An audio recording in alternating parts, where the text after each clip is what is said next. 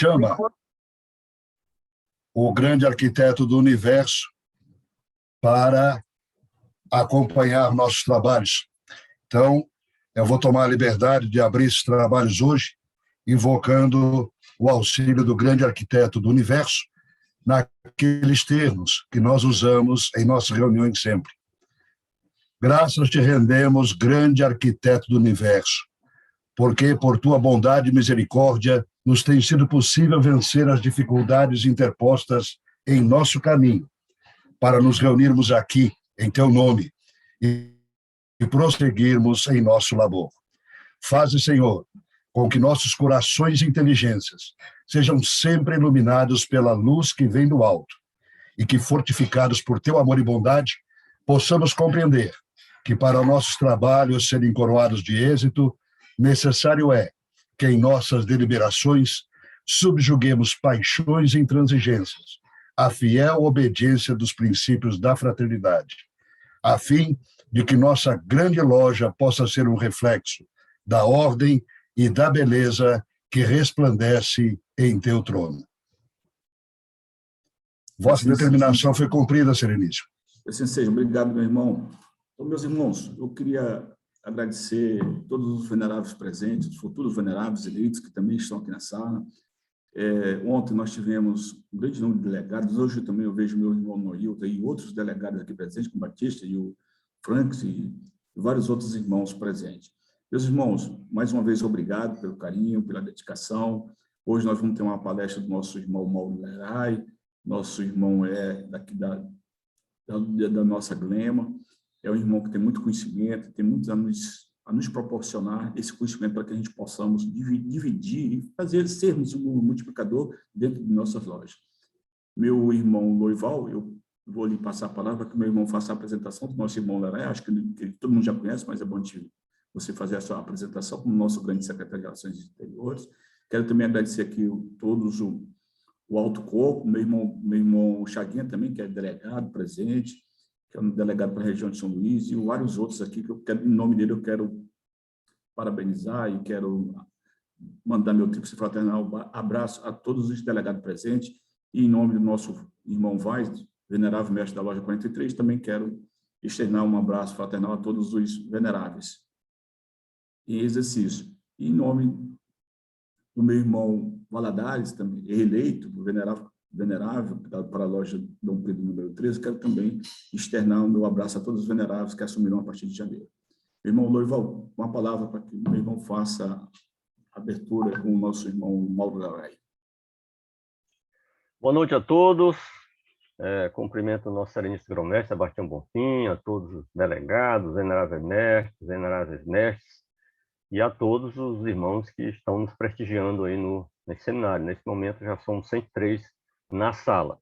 Quero agradecer mais uma vez ao nosso irmão Mauro Lerai pelo aceite do convite para realizar essa pesquisa e apresentar esse trabalho para a gente aqui hoje, no nosso seminário, no terceiro dia. O nosso irmão Mauro Lerai, ele tem um currículo enorme e muito denso, substancioso, mas nós vamos ler apenas uma parte dele, né?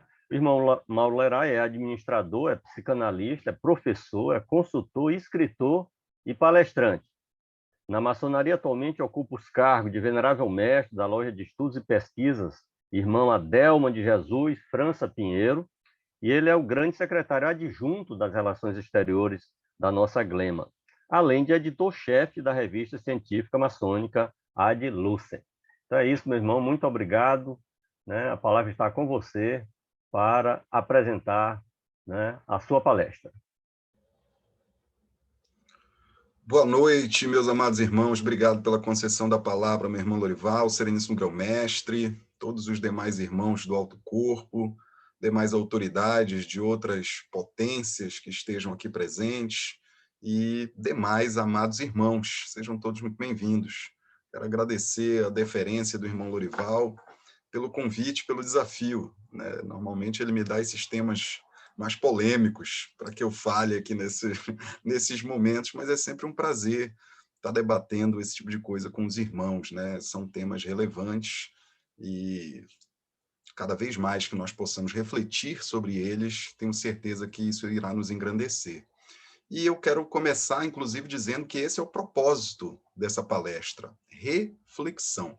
Que nós possamos refletir sobre alguns pensamentos pré-estabelecidos, por assim dizer, que nós tenhamos acerca da maçonaria feminina, que vai ser um dos pontos que a gente vai discutir mais aqui, o que eu vou apresentar. Quero dizer também, desde o início, que em nenhum momento, exceto no final, na última lâmina, né, vai haver qualquer tipo de opinião do irmão Mauro Lerá. Então, eu vou apresentar fatos, dados, fazer uma curadoria de informações e apenas lá no final eu vou trazer a minha reflexão, dividir com os irmãos.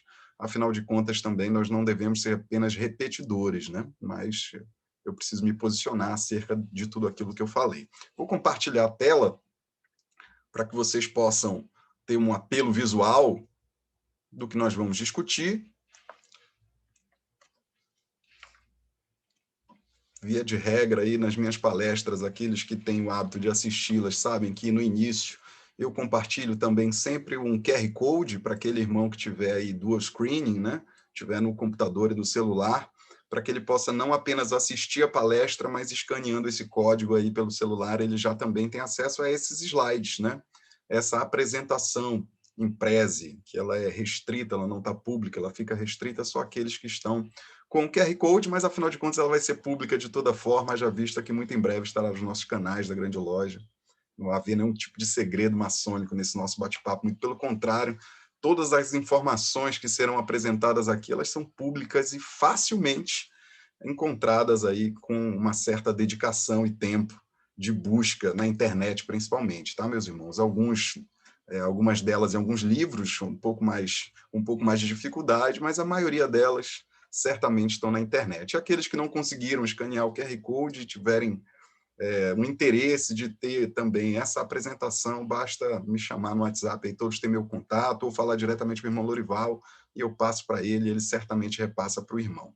Vou tentar me fazer breve, conseguir bater essa meta aí dos 50 minutos, para que nós possamos ter o que discutir depois da palestra, né? Eu tenho certeza que vão haver muitas perguntas e eu imagino até que a maioria delas eu nem saio a responder, mas vai ser importante nós criarmos, pelo menos, incitarmos as reflexões e as dúvidas nos irmãos.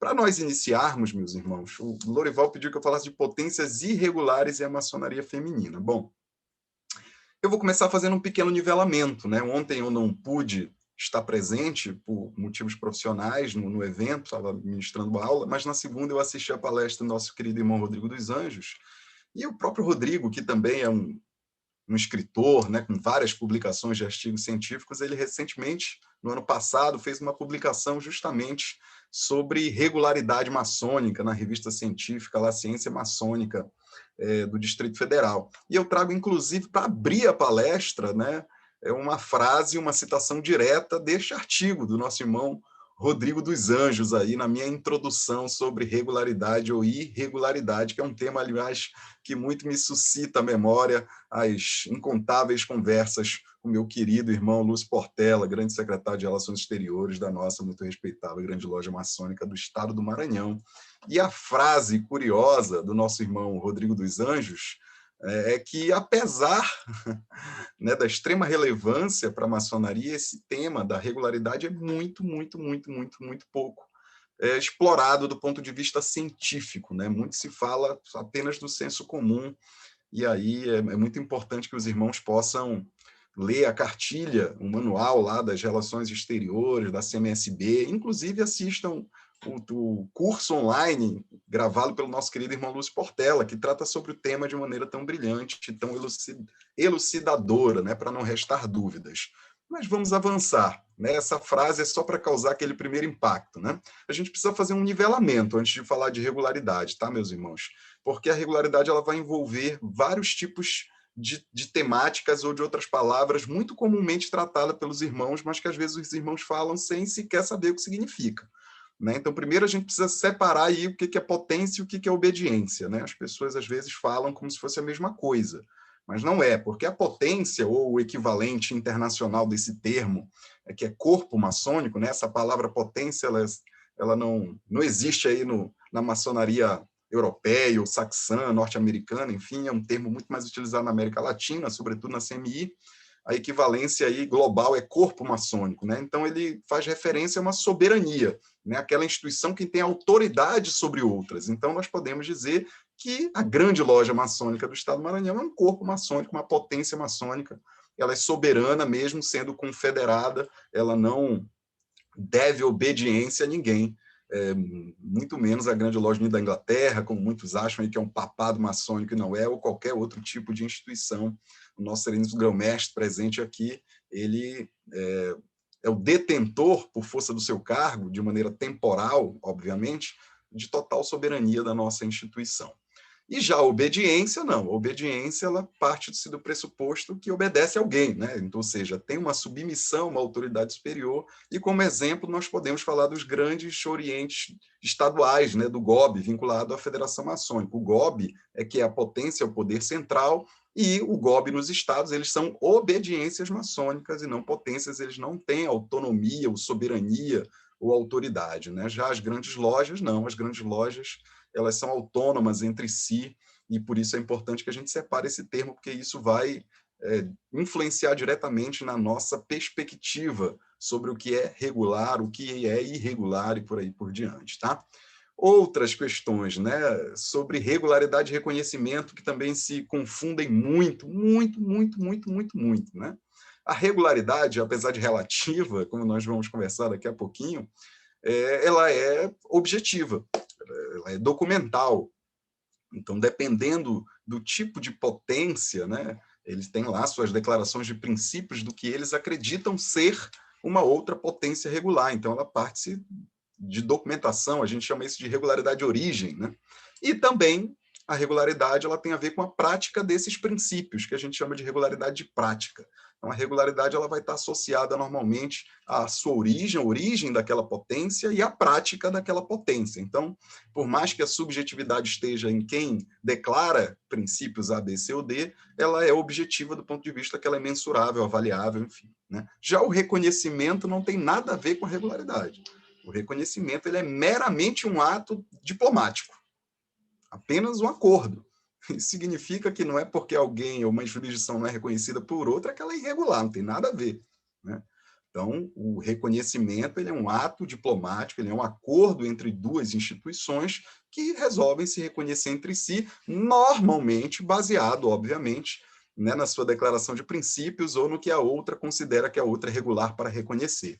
Mas, em via de regra, essas duas situações, elas não são como é que eu posso dizer, vinculadas umas às outras, né? As potências que podem ser regulares e não reconhecidas, e até aquelas que são reconhecidas no passado e que algum tempo depois ela passa a, de repente, ter práticas que não são aquelas declaradas nos princípios da outra que a reconheceu, portanto, ela perde aí uma regularidade de prática, né?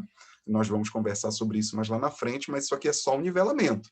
Primeiro, o que é potência, o que é obediência, depois o que é regularidade, o que é reconhecimento, por fim, landmarks, porque a gente vai ver que isso vai estar associado também lá em muitas declarações, em algumas declarações de princípios, né, de regularidade. Os landmarks, eles são apenas um conjunto de preceitos maçônicos, né? Nós, em outras oportunidades, já conversamos e podemos conversar exclusivamente, quem sabe, já teve, acho que foi o Lorival até que fez uma palestra sobre landmark, né, e fica claro no seminário anterior que eles são diversos e heterogêneos, enfim, né? O próprio landmark de Maqui, ele é de 1858, portanto, mais de 100 anos depois que a Grande Loja Unida da Inglaterra foi fundada, né, oficialmente, né? E, aliás, ela nem segue os landmarks de Maqui, né, e sim os da Constituição de Anderson, enfim. Então, a gente também precisa entender isso daí na hora de que a gente for falar de regularidade. Também a List of Lords é outro paradigma muito comum, né? Eu ouvi muito na minha vida, na minha curta vida maçônica aí, de aproximadamente 11 anos, de irmãos dizendo que se não está no List of Lords não é regular. Bom, isso não tem nada a ver, tá, meus irmãos? List of Lords é uma publicação independente e privada, e a empresa nem é de maçom e nem tem a ver com a maçonaria, né? É a Pentagraph Publishing Stationery, que durante muitos anos, mais de 2 décadas, fez um acordo, né, com as grandes lojas norte-americanas e passou a publicar. Isso daí, a regra mínima para fazer parte do List of Lords era que aquela potência tivesse pelo menos 50 reconhecimentos né, de outras jurisdições, etc. Que, aliás, foi descontinuado, tá? Não sei se vocês sabem, mas 2021 não teve, nem vai mais ter. A última publicação do List of Lodges foi em 2020, e agora quem deve estar assumindo essa responsabilidade aí de criar uma lista, já até negociou com a Pentagraph para ter sua base de dados, é o Emmet, que é inclusive um aplicativo utilizado por maçons do mundo todo, e nós, inclusive, na última CMSB, na nossa reunião de grandes secretários de Relações Exteriores, foi, inclusive, discutido sobre o Emmet. Nós tivemos um irmão dos Estados Unidos que representa o Emmet, que nos fez uma palestra, falou um pouquinho sobre ele, que deve ser o futuro aí de uma lista mais parecido com aquela que, durante mais de 2 décadas, foi publicada no List of Lodges. Então, manos, List of Lodges não tem nada a ver com regularidade, tá? Então, uma coisa não tem nada a ver com a outra. Por fim, outros 2 termos aqui que a gente usa muito e a gente precisa ter cuidado na hora de usar, né? Tem muita gente que confunde uma potência considerada irregular com espúria, né? Ou chamar espúrio. Se a gente for ver o significado da palavra espúrio no dicionário, que está fora de moda, consultar dicionário, né? Mas vá no Google, coloque lá o significado que vai aparecer, é algo falsificado ou ilegítimo. E, ora, nós temos muitas potências legítimas, inclusive, muitas vezes, na vanguarda, saindo na frente, fazendo coisas diferentes que outras não fizeram. Portanto, de falsificado não tem nada. Mas, por algum motivo, seja por suas práticas ou por suas origens, elas não são consideradas regulares pela maioria. Então, irregular e espúrio são coisas diferentes. Né? A gente pode considerar espúrio, por exemplo, essa maçonaria da internet aí que mandam para a gente, esse pessoal que tenta extorquir os outros, né? Iniciação online, tem que pagar. Nós vimos recentemente nos grupos aí circulando um vídeo, uma maçonaria falsificada. Isso, de fato, é espúrio. E outro é o termo profano. É muito comum a gente chamar quem não é maçom de profano, mas não é bem assim, né? O termo profano ele tem a ver com aquilo que não é sagrado. Bom, na própria maçonaria tem vários maçons que nunca foram sagrados, né? Porque não são todos os ritos que passam por sagração, nem dos seus templos e nem do próprio irmão no seu processo iniciático. Então, tem muitos ritos que, inclusive no seio da grande loja, já atualmente, né? A maioria deles, que nós temos 3, e 2 deles não tem processo de sagração, portanto, nós temos um irmão que é profano, né? Que ele não foi sagrado, o seu processo de iniciação não passou por uma sagração. Então, é só para a gente nivelar alguns termos. Sagração tem a ver com algo sagrado, né? Então, o profano é aquele que não foi sagrado, vice-versa. Então, é só para a gente nivelar alguns termos que comumente são utilizados. Eu tenho até, imagino, não vou dizer que tenho certeza, mas imagino até que todos vocês já sabiam disso, mas são nivelamentos importantes para a gente seguir para o que vem adiante, tá, meus queridos irmãos? Que após esse nivelamento é falar, né, no nosso segundo ponto, está aí uma trilha de aprendizagem, né, de 1 a 6, com o globo terrestre aí no meio, e a gente vai seguir essa trilha. O segundo ponto é para falar efetivamente desses princípios de regularidade. Eu já começo até com uma pergunta provocativa, né? Esses princípios de regularidade são universais? É óbvio que não. Não são, né? Cada potência ou grupo de potências tem os seus próprios princípios de regularidade. E, por vezes, tem potências consideradas regulares por dezenas de tantas outras que não conseguem reconhecimentos com algumas porque os seus princípios de regularidade são incompatíveis, eles não batem. Não significa que uma potência é mais regular que outra, não. Significa que cada uma delas adotam critérios diferentes de regularidade, portanto, tendem a reconhecer ou fazer tratados diplomáticos, né, de mútuo reconhecimento com aqueles que atendem esses pré-requisitos. Né? Na etiqueta, por exemplo, das relações exteriores, tem até um princípio que não é escrito, né, mas em forma de etiqueta mesmo, é que a potência mais antiga é que tem que reconhecer a mais nova e não o inverso. Portanto, as mais novas vão pedir para ser reconhecidas pelas mais antigas, e aí essas mais antigas vão avaliar aquelas declarações de princípios dessas mais novas se estão de acordo com as suas próprias. E se sim, obviamente, não tendo nenhum motivo para não fazê-lo, as reconhecem e acabam tendo seus tratados, né, de intervisitação, mútuo reconhecimento e etc. E eu trouxe 4 exemplos, só para vocês verem como são distintos entre si, né, essas declarações de princípio, e como isso é curioso. Né? A primeira declaração de princípios para a regularidade que eu vou trazer, talvez seja daquela mais comumente mais desejado reconhecimento, que é da Grande Loja Unida da Inglaterra, né? E são 8, tá, meus irmãos? Essa declaração de princípio da Grande Loja da Inglaterra, ao contrário do que muita gente pensa, ela só foi unificada e publicada em 1929. Então, mesmo antes de tudo isso, mesmo a UGLI não tinha uma declaração de princípios formal, né? Isso era feito de maneira muito mais empírica. O próprio Grande Oriente do Brasil, para aqueles mais curiosos, talvez tenha algum irmão do GOB aqui, que estuda um pouquinho mais de história, sabe como foi o reconhecimento do GOB pela UGLI, né? É um reconhecimento relâmpago dado em 20 dias, que foi só o tempo da carta chegar e voltar ainda no século XIX por uma questão política. Então, antes de 1929, a própria UGLI não tinha esse formato mais objetivo, né, de avaliar os seus próprios reconhecimentos. Então, hoje, a Grande Loja Unida da Inglaterra tem 8 princípios básicos que ela vai avaliar, que para ela, né, esses princípios é que vão determinar a regularidade, tá? Tanto sua própria como das suas co-irmãs. Então, a primeira delas é a regularidade de origem, ou seja, essa potência, né, jurisdição, ela precisa ter sido fundada por uma outra grande loja ou outra potência reconhecida já pela UGLI, ou por 3 lojas regularmente constituídas, reconhecidas por outra que é reconhecida pela UGLI. Segundo é a crença no grande arquiteto do universo. Nós vamos ver que mesmo esse princípio ele não é universal, né? Mas é comum, nós dividimos, inclusive nós dividimos todos esses 8 da UGLI, tanto que a nossa grande loja, né, recentemente foi reconhecida pela Grande Loja Unida da Inglaterra.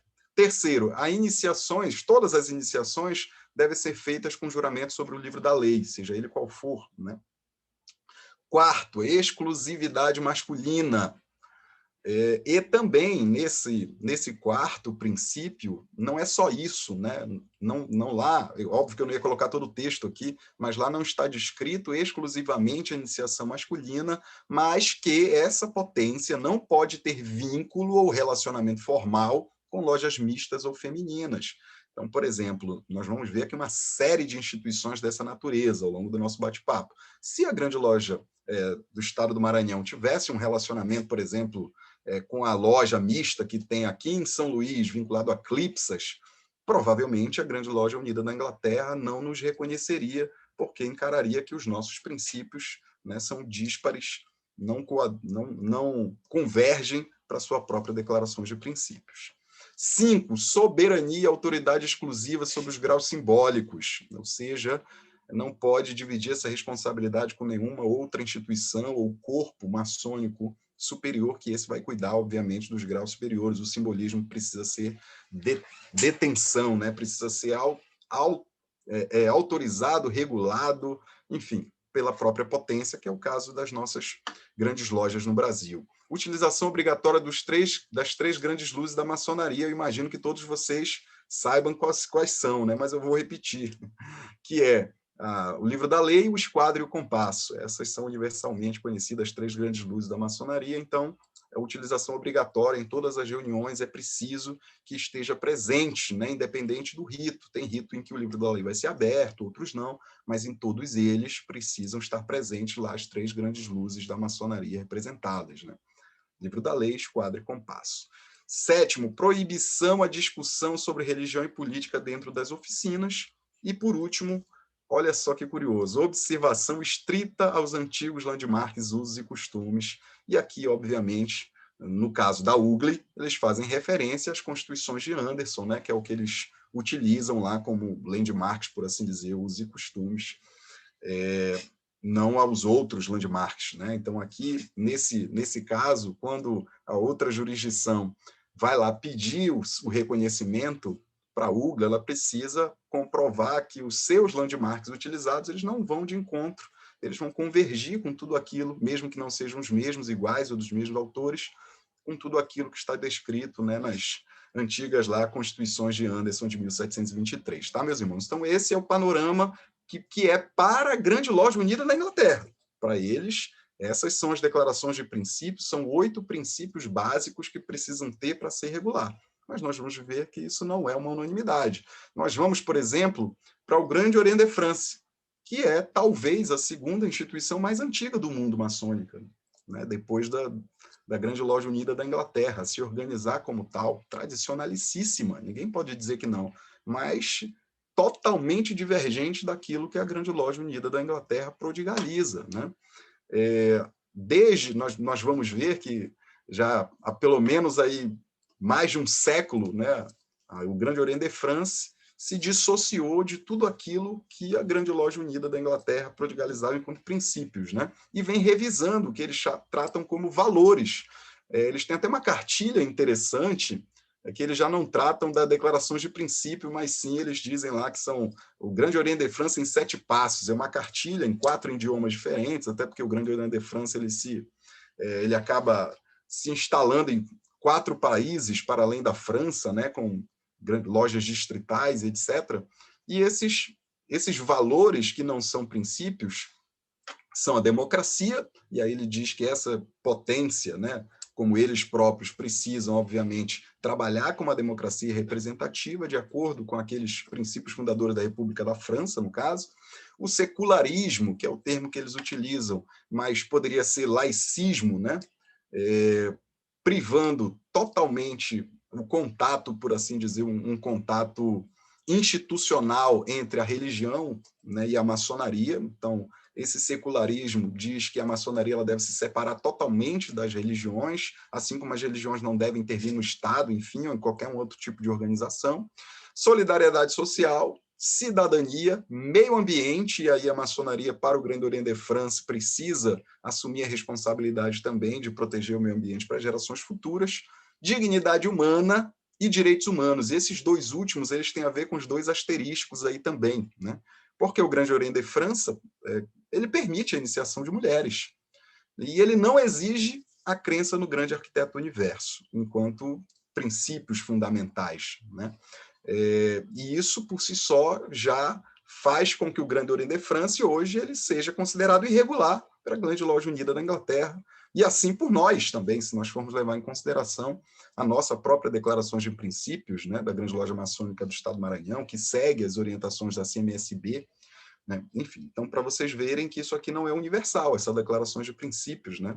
Recentemente, inclusive, um irmão apresentou um trabalho belíssimo lá na 65, um aprendiz, e falava sobre o princípio universal na crença do grande arquiteto do universo, e ao final, depois de parabenizá-lo, eu tive que corrigi-lo, né, que o princípio universal da maçonaria no grande arquiteto do universo não existe, isso é relativo, é o princípio de algumas potências, né, mesmo que seja o maior número de potências, mas nós vamos ver que também nós temos um grandíssimo número de potências hoje que já não exigem, né, isso enquanto princípios fundamentais para se iniciar e, consequentemente, como regularidade para as suas obediências. Então, já vemos uma disparidade, né, entre 2 tipos de princípios de regularidade. O terceiro que eu trago é o da América do Norte, né? Lá na América do Norte, nós temos aí uma comissão de informação de reconhecimento, né, ou para informações de reconhecimento.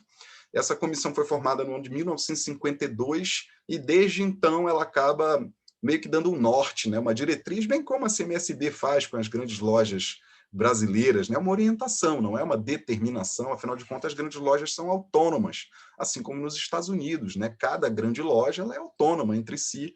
No entanto, essa comissão, o CIR, lá, Commission for Information for Recognition, eles publicaram e acompanham e dão suporte para o reconhecimento, né, das grandes lojas norte-americanas com outras grandes lojas do mundo, e eles só têm 3 princípios fundamentais, tá? É a legitimidade de origem, jurisdição territorial exclusiva, aí tem uma exceção lá, o texto é bem grande, mas eu até botei resumido aqui, exceto por consenso mútuo ou tratado, é o caso do Brasil, por exemplo, né, um país enorme, em que ninguém detém a jurisdição territorial por completo, né, nós temos pelo menos 3 grandes potências, né, com tratado de mútuo reconhecimento e regularidade, né, CMSB, Comab e o GOB. E o terceiro princípio lá do CIR é a aderência aos antigos landmarks. E aqui também é interessante, porque não é nem os landmarks do Maqui, por exemplo, que a gente está acostumado, muito menos aqueles descritos lá nas constituições de Anderson, porque lá é explícito, né, que, independente dos landmarks, porque as próprias grandes lojas americanas têm vários landmarks diferentes, né, mas que esses descritos lá no texto precisam ser seguidos, e por isso até eu coloquei aqui a crença em Deus. Eles não colocam lá o grande arquiteto do universo, é bem direto, crença em Deus. O livro da lei, né, obrigatório, a proibição da discussão da política e religião nas oficinas. Então, só essas 3 coisas, né, enquanto landmarks, por assim dizer, enquanto esse conjunto de princípios maçônicos eles obrigam para que seja considerado uma potência regular.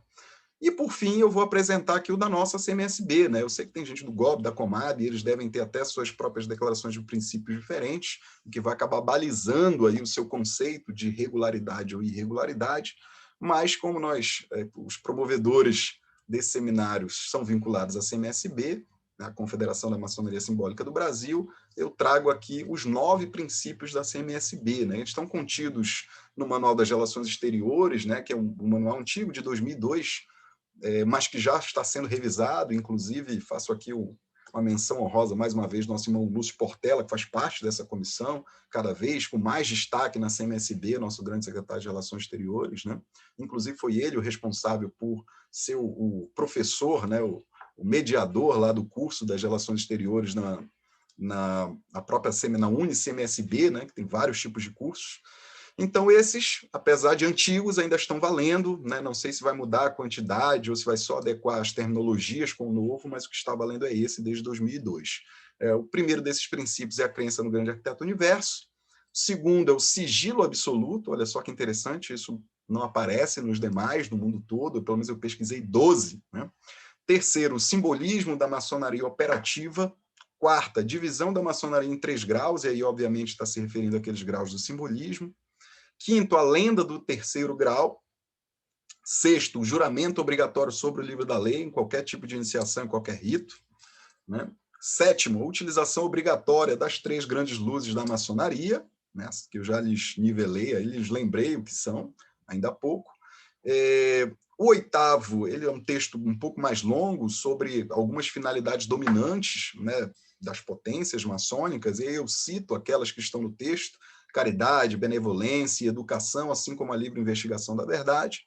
E, por último, a 9ª, proibição à discussão sobre religião e política dentro das oficinas. Vocês podem ver que é muito parecido, né, com aquilo que diz lá a Grande Loja Unida da Inglaterra. Né? Então, até por isso, nós conseguimos nossa regularidade, ser reconhecidos como regulares e, a partir daí, termos o nosso tratado de mútuo reconhecimento. Né? Então, meus irmãos, isso foi para ilustrar que mesmo a regularidade, tratando-se de critérios objetivos, que muitas vezes são avaliados entre as potências, antes de se reconhecerem mutuamente, eles não são universais.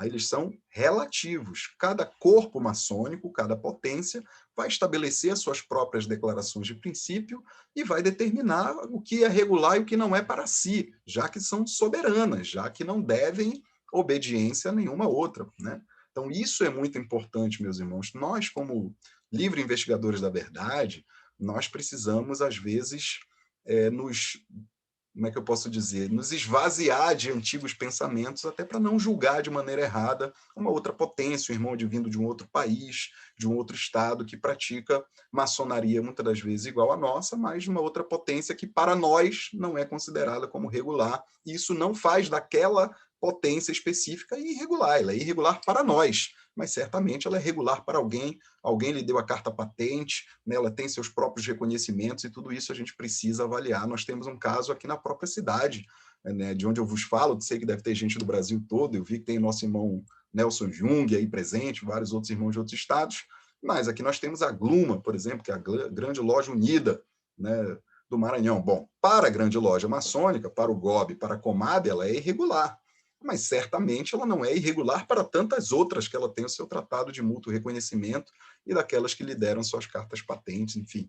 Então, esse é um ponto importante sobre regularidade que nós precisamos nivelar, tá, meus irmãos? E, obviamente, que a gente não tinha como falar de maçonaria feminina, que era o ponto fundamental da palestra, sem antes falar sobre essas questões de regularidade, e por isso até o Lorival, como batizou o título da palestra ao me passar, ele já fez, obviamente, essa analogia, primeiro potências irregulares, para depois falar sobre maçonaria feminina. Né? Apesar de que, na nossa declaração de princípios, por exemplo, orientada pela CMSB, não trata-se lá de iniciação exclusiva de homens, né? Mas nas nossas jurisdições, na própria Grande Loja Maçônica do Estado do Maranhão, sim, nos seus estatutos e regulamentos, e certamente nas outras, talvez não esteja na CMSB por acharem que seria redundante, né? Porque é algo que já está nos nossos regulamentos estaduais. Então, vamos lá para o terceiro ponto, para falar de algumas organizações irregulares no Brasil. E aí eu botei o I entre parênteses, justamente para fazer essa analogia, né, que eu conversei com os irmãos. Algum irmão está riscando a telinha aí, eu acho que foi o irmão Gilberto, né, que a gente consegue fazer um clipboard aí também riscar, só para ter cuidado. Bom, meus irmãos, então eu vou apresentar essas organizações irregulares no Brasil de acordo com os princípios da CMSB, tá? Que são aqueles princípios que nós seguimos, ou a maioria dos que estão aqui, haja vista que deve ter irmão do GOB também e vinculado aí à Comab. Regulares, nós temos, de acordo com os princípios da CMSB, são essas três potências, né? O Grande Oriente do Brasil e seus respectivos Grandes Orientes Estaduais Federados, que são obediências maçônicas, as grandes lojas, né, as 27 grandes lojas confederadas à CMSB, e os Grandes Orientes Estaduais, que são confederados à Comab, e hoje são 22. Né? Então, nós temos aí potência maçônica, por assim dizer, no Brasil, reconhecidamente regulares, a partir dos princípios da CMSB, nós temos 50, não é isso? Certinho, de acordo com a CMSB. Mas, né, ditas irregulares, nós temos muitas e muitas e muitas e muitas outras de acordo com a CMSB. Né? Seria quase impossível aí da gente mapear isso de uma maneira fidedigna, como eu escrevi. Né? São centenas delas em todos os estados da federação no Brasil. Alguns irmãos no passado tentaram mapear isso. Eu achei até um site muito interessante de pesquisas maçônicas, que um irmão, já faz cerca de 10 anos, foi em 2012, quase 10 anos, o irmão fez uma lista aí lá de mais de 100 potências consideradas irregulares. Eu cheguei a pesquisar quase todas, e algumas já estão defasadas, porque já não existem, enfim, outras mudaram de nome, se fundiram. Então, eu preferi não especular, né? Afinal de contas, é um seminário para a gente tratar de ciência, e ciência ela não pode ser subjetiva. Tá? Então, eu trouxe alguns exemplos daquelas que podem ser facilmente encontradas pelos irmãos, né? Aqui no Brasil, que atuam, fazem maçonaria, a maioria delas muito próximas com aquilo que nós fazemos, mas são consideradas irregulares por não atenderem a esses princípios de regularidade da CMSB. Eu vou pedir só aí para o nosso irmão Rafael, para ver se consegue, como host, apagar esses tracinhos que o irmão fez aí sem querer na tela, ou se apenas o próprio irmão que fez esse risquinho na tela aí consegue tirar. Eu acredito que foi o irmão Gilberto alguma coisa, pelo que eu vi. Tá? Enquanto isso, eu vou falando. Pois bem, então nós temos a Confederação da Maçonaria Universal Unida do Brasil, Grande Loja Arquitetos de Aquário, Grande Loja Brasileira, Grande Loja Carbonária do Brasil, Grande Loja... foi outro risco aí, em vez de limpar, né? Cuidado, meus irmãos. Grande Loja da Maçonaria Egípcia, Grande Loja do Brasil, Globe, né? Grande Loja Feminina da Amazônia. Essa daqui, como eu estou apresentando agora, eu nem vou apresentar enquanto as principais jurisdições femininas do Brasil. Grande Loja Maçônica Feminina do Brasil, Grande Loja Maçônica Mista do Brasil, e essas eu coloquei algumas femininas, porque a gente vai tratar disso mais lá na frente, aqui no decorrer do nosso bate-papo. Tá? E várias outras grandes lojas unidas, eu citei o exemplo da Gluma, aqui no Maranhão, mas as grandes lojas unidas são espalhadas aí por todos os estados da federação também. Opa, conseguiram tirar o risquinho, obrigado. Né? Então, em todos os estados nós temos as grandes lojas unidas, né? E elas são tidas como irregulares por não atenderem aqueles princípios, né? E eu vou até mais além. Na verdade, é uma reflexão que eu ia fazer só no final, mas já vou antecipar. Será que não seguem os princípios, né? Porque elas, sobretudo as grandes lojas unidas, né? Elas têm uma regularidade de origem, que foram fundadas normalmente por irmãos provenientes ou por lojas provenientes das grandes lojas, ou do GOB, né? Ou da Comab, dissidências, e, na maioria das vezes, elas têm regularidade de práticas, né? Porque fazem a mesma maçonaria. O irmão que inicia lá, às vezes, nem sabe se está na irregular ou não, tanto que há um movimento nacional aí por acabar cooptando esses irmãos nas grandes lojas unidas, né? A própria grande loja maçônica do Estado do Maranhão tem um histórico aí de regularizar alguns irmãos que vieram da Gluma, né? E, enfim, reconhecê-los no mesmo grau, sem fazer com que eles passassem por uma nova iniciação. Afinal, muitos deles mestres maçons, alguns mestres instalados, né? Então, É por isso que eu digo que a gente tem que refletir muito antes de determinar que alguma potência é irregular, pelo simples fato da nossa potência não reconhecê-la formalmente como regular e não ter sido um tratado de mútuo reconhecimento, tá, meus irmãos? Então, as irregularidades, as potências irregulares são muitas, né? Seria quase impossível mapeá-las e tratar de todas elas. É importante que todos nós saibamos que elas existem a rodo, né? Muito mesmo. Em cada um dos estados de vocês, talvez até nas próprias cidades no interior dos estados, nós tenhamos representantes dessas potências consideradas irregulares e não necessariamente são daquelas espúrias, né? Como eu falei, aquelas falsificadas que estão aí fingindo ser maçonaria, tentando ganhar dinheiro dos outros, enganando, estelionatários. Não, às vezes só são potências maçônicas que estão fazendo maçonaria, mas que por algum motivo não têm a regularidade ou de origem, uma regularidade prática reconhecida, enfim, ou um tratado de mútuo reconhecimento com outras jurisdições, com outras potências, tá? Ou obediências. Agora sim, vamos falar, já que a gente já tem um nivelamento sobre regularidade, e até antecipei uma pequena reflexão que eu ia fazer só no final, vamos falar um pouquinho da maçonaria feminina no mundo, que é talvez o tema principal e mais polêmico aí que os irmãos estejam esperando ouvir. Né? E dessa, obviamente, como eu disse, não vou tratar de nenhum tipo de opinião, mas vou trazer dados. Estou fazendo uma curadoria apenas de informações para os irmãos. Né? Falar um pouquinho das origens, primeiro, né? A trilha de aprendizagem vai ser assim, vou falar das origens, depois de algumas curiosidades e, por fim, alguma coisa sobre a atualidade da maçonaria feminina no mundo. Tá?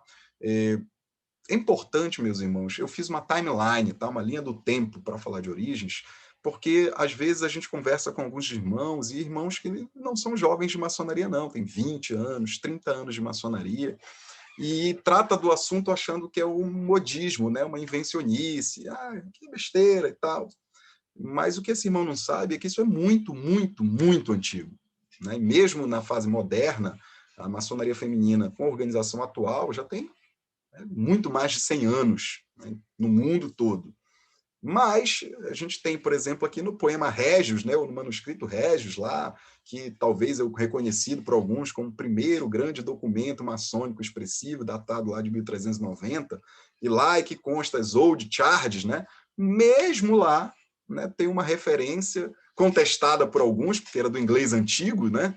Mas que a maioria dos historiadores, inclusive não maçônicos, traduzem como irmão e irmã, e não apenas irmãos. Né? Então, eu fiz uma transcrição, neste ofício honesto para ser perfeito, e assim, cada um deve ensinar os outros, e o amor juntos como irmão e irmã. O artigo 10º é para saber que entre ofícios altos e baixos, não é nenhum mestre que irá suplantar o outro, mas está junto como irmã e irmão, este ofício curioso, todos e alguns que pertencem ao mestre. Então, isso aqui é uma tradução literal, né, das Old Charges, lá um pequeno trechinho do poema Régios, né, um manuscrito Régios, mas é mais conhecido como poema Régios, datado de 1390. Outra origem, né, provável, porque isso tudo aqui é documento, tá, meus irmãos? E a gente tem aí esse, né, do Corpus Christi Guild, lá na cidade de York, em 1408, algum tempo depois, que já utilizava lá os dam, né, são as damas. E aí eu fiz um recorte, né, para que vocês saibam de uma parte desse texto. Assim, um aprendiz tinha de jurar obedecer o mestre ou dame, né, que seria a dama, né, ou a madame, ou qualquer outro maçom. As damas foram registradas nos ofícios da maçonaria no século XVII, como não operativas, né? Elas não estavam envolvidas lá no trabalho físico e tal.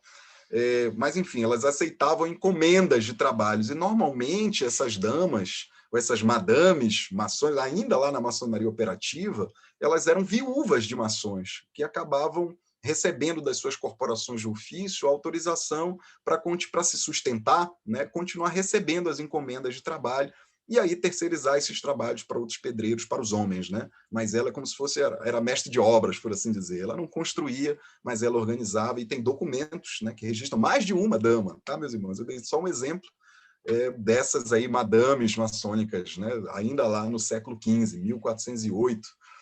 Também, em 1683, nós temos um relato parecido, só que aí eram chamadas de viúvas acompanhantes, né, ou acompanhantes de maçom, né? E eu trouxe um exemplo específico de uma viúva, Margaret Wilde, né, que lá em 1683 ela recebeu autorização formal, né? Tem até um documento lá, uma carta, um memorando, né, da loja, né, essa loja de Edimburgo, lá, Mary's Chapel, número 1, na Irlanda, que autorizava essa viúva, né, a receber os benefícios das ordens, né, dos clientes lá do seu falecido marido.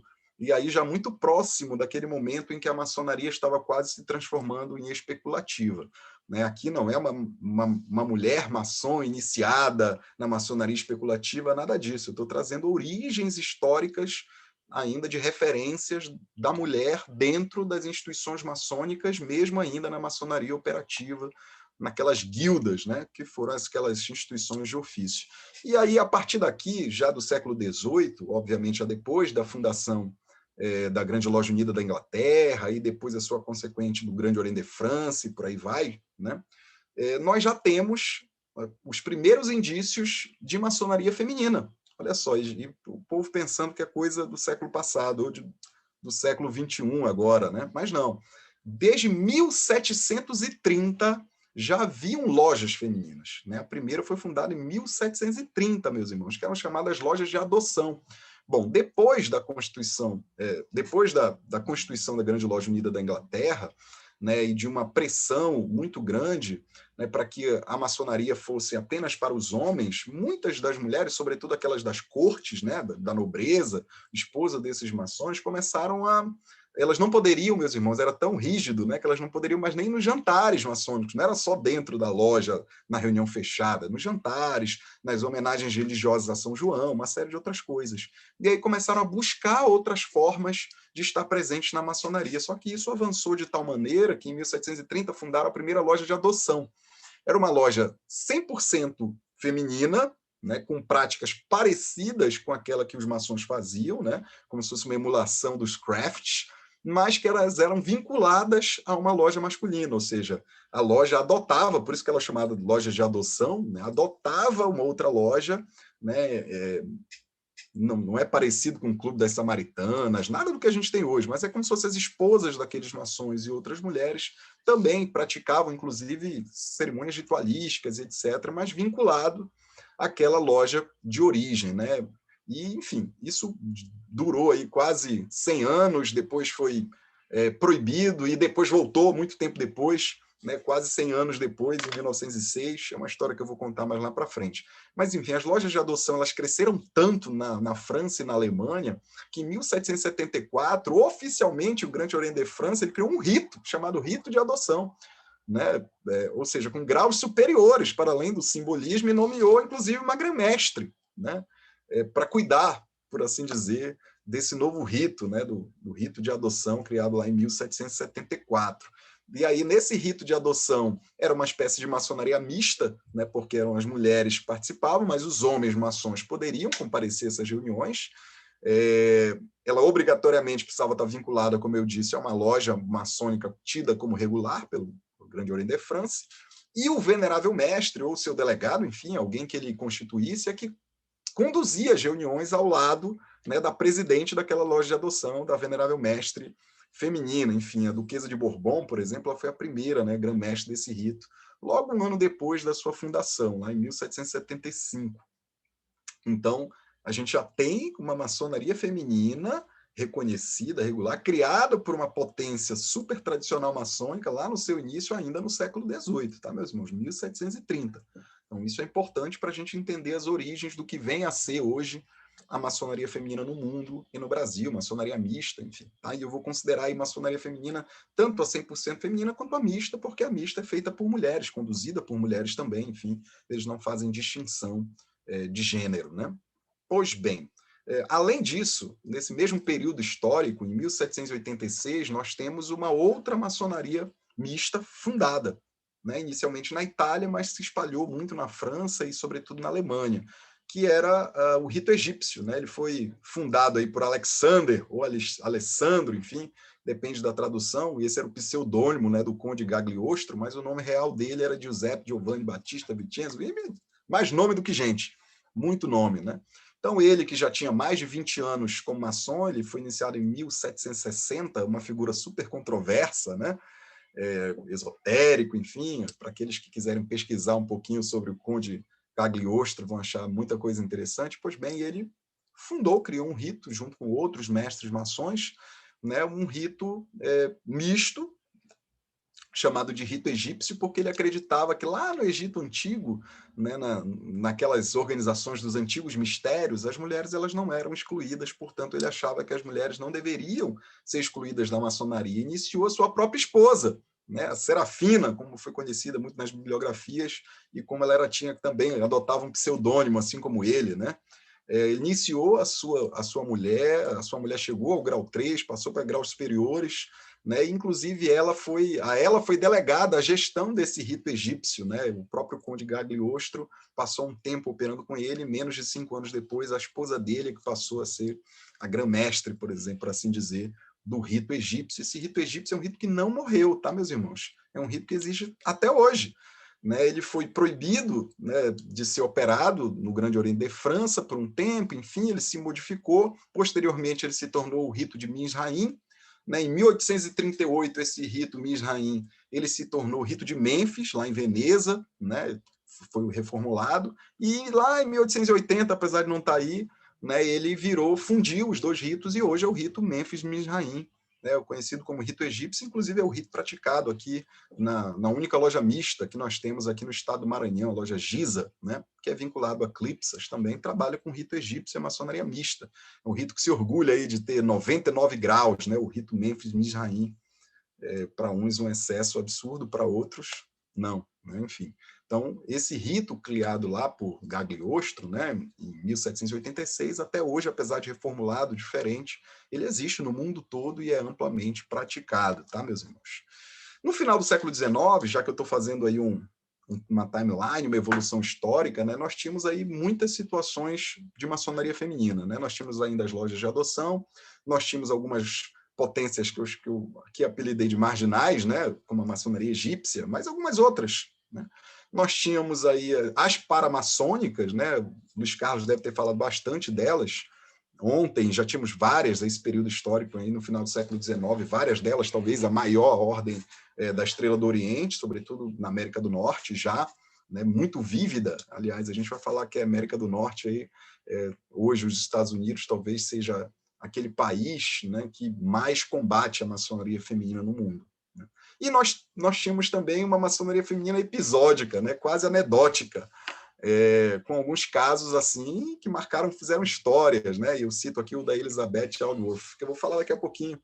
Vou apresentar alguns casos curiosos sobre mulheres que iniciaram na maçonaria masculina regular, né? Então, a maçonaria feminina ela era assim, ou era marginal, com algumas potências que perderam prestígio, né? Ou ainda as lojas de adoção, ou as paramaçônicas, né? Esses episódios de mulheres na maçonaria também bem curiosos para a gente ver. Já no século XX, no século passado, aí nós já tivemos um novo boom da maçonaria feminina no mundo, né? E eu vou trazer 3 grandes centros que muitas das vezes são referências, inclusive, dos nossos estudos, né? Eu que agora tenho estudado muito a maçonaria alemã, até brinco, né, que a maçonaria alemã de tão importante não deveria ser esquecida, mas normalmente se estuda a maçonaria francesa e a maçonaria inglesa, então eu vou fazer referência a elas antes de falar da América do Norte, né? Então, na maçonaria francesa, já no século XX, nós temos aí os retornos das lojas de adoção, elas foram autorizadas a funcionar novamente em 1906, né? Enfim, e em 1945 elas se tornam independentes, né? E que criam aí, né, a União das Mulheres Maçônicas de França, né, ou francesas, enfim, que posteriormente, ainda era mista, né, mas posteriormente se tornou a grande loja feminina de França, em 1952, que existe até hoje, né? Na Inglaterra, foi um caso curioso, né? Na Inglaterra, teve uma maçonaria mista que foi chamada de comaçonaria inglesa, né, que iniciou-se lá em 1902, com a maçonaria mista Droy-Man. Essa daí tem no mundo todo, inclusive no Brasil, talvez a maçonaria mista que mais se perpetuou, né, o que mais se consolidou, por assim dizer, né? E a Droy-Man ela se difere da maçonaria feminina francesa, porque em 1908, né, ela vai se tornar exclusivamente feminina. Isso também é um ponto importante. Na América do Norte, né, em Nova York, lá em 1903, a Droy-Man também se fundou, né, criou as suas raízes, teve dezenas de lojas em vários estados da Federação Norte-Americana, mas a maioria dessas lojas, com o passar do tempo, também deram seu grito de independência e criaram lá a honorável Ordem da Comaçonaria, a FHR, e também a Ordem Oriental da Comaçonaria Internacional. Aliás, essas ordens que até hoje se perpetuaram, né? Continuam funcionando regularmente, enfim, regularmente, obviamente, dentro de seus critérios de regularidade, incompatíveis com os nossos. Tá? São alguns exemplos das origens da maçonaria feminina, tão seculares quanto a maçonaria masculina, também com uma história vastíssima. Né? As curiosidades que eu vou trazer, meus irmãos, antes de falar um pouquinho da atualidade, são alguns casos aí que mulheres foram iniciadas não em lojas mistas, nem em lojas femininas, mas em lojas masculinas. Né? O mais famoso caso é esse, né, que virou inclusive lenda. Aliás, esse caso, apesar de lá na Irlanda hoje tem um museu com as roupas de Elizabeth Aldworth, que ela foi inclusive pintada, né, à época com traje maçônico, etc., mas nós não temos provas fidedignas de que de fato aconteceu. Mas como já são aceitas pelas lojas lá da Inglaterra, enfim, essa lenda, por assim dizer, eu trago como curiosidade para vocês. A própria grande loja da Inglaterra reconhece que isso aconteceu, apesar de não terem documentos. Né? Então, segundo a tradição, essa jovem senhora, Elizabeth Aldworth, antes de casar, morava com o pai, e era comum naquele período histórico, lá no século XVII para o século XVIII, que reuniões maçônicas fossem realizadas dentro das próprias casas, né? Dos ricos, enfim, daquelas pessoas da alta corte. Então, as lojas saíram das tabernas, aí não necessariamente estavam dentro dos templos construídos como são hoje nos grandes palácios.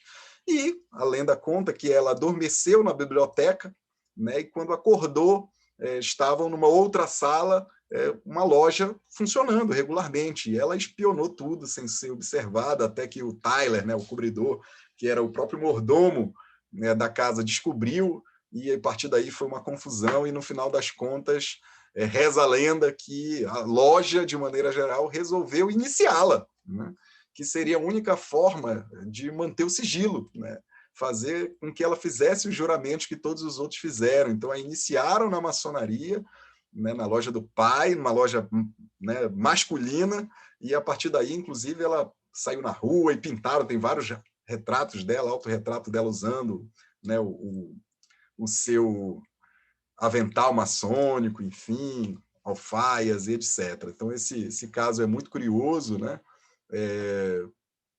Como eu disse, não há documentos que comprovem isso, mas essa lenda foi falada tantas vezes aí nos últimos 300 anos que a própria maçonaria inglesa reconhece, e hoje tem até um museu lá na Irlanda, né, em County Cork, que foi a cidade que isso aconteceu, com as vestes delas e tal, contando essa história super curiosa. A outra história curiosa que eu vou mostrar para vocês aqui, né, é o caso dessas, não sei nem como dizer, né, dessa tentativa, por assim dizer, de se criar uma maçonaria feminina via fórceps, né?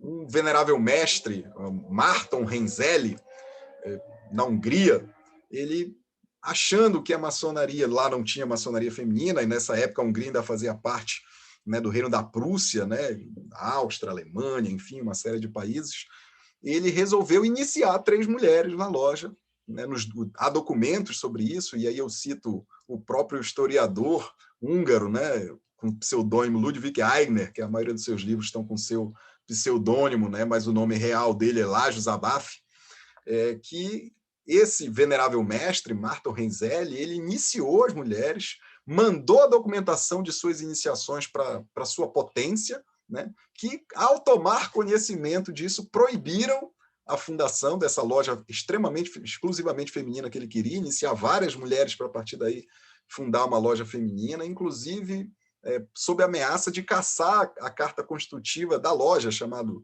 Viajante Virtuoso. Eu não vou saber, obviamente, pronunciar o nome em alemão, talvez seja Zahntungen Heisenden, o nome da loja, né? Mas a tradução não literal aí seria loja Viajante Virtuoso. Então foi ameaçado caçar a carta constitutiva, expulsar o venerável e os demais maçons, e a partir disso eles voltaram atrás, né? E simplesmente desconsideraram, né, aquelas iniciações daquelas mulheres, mas que de fato foram iniciadas, apesar delas não terem, a partir disso, participado de trabalhos maçônicos. Então, é super curioso a gente descobrir alguns casos dessa natureza no mundo, né?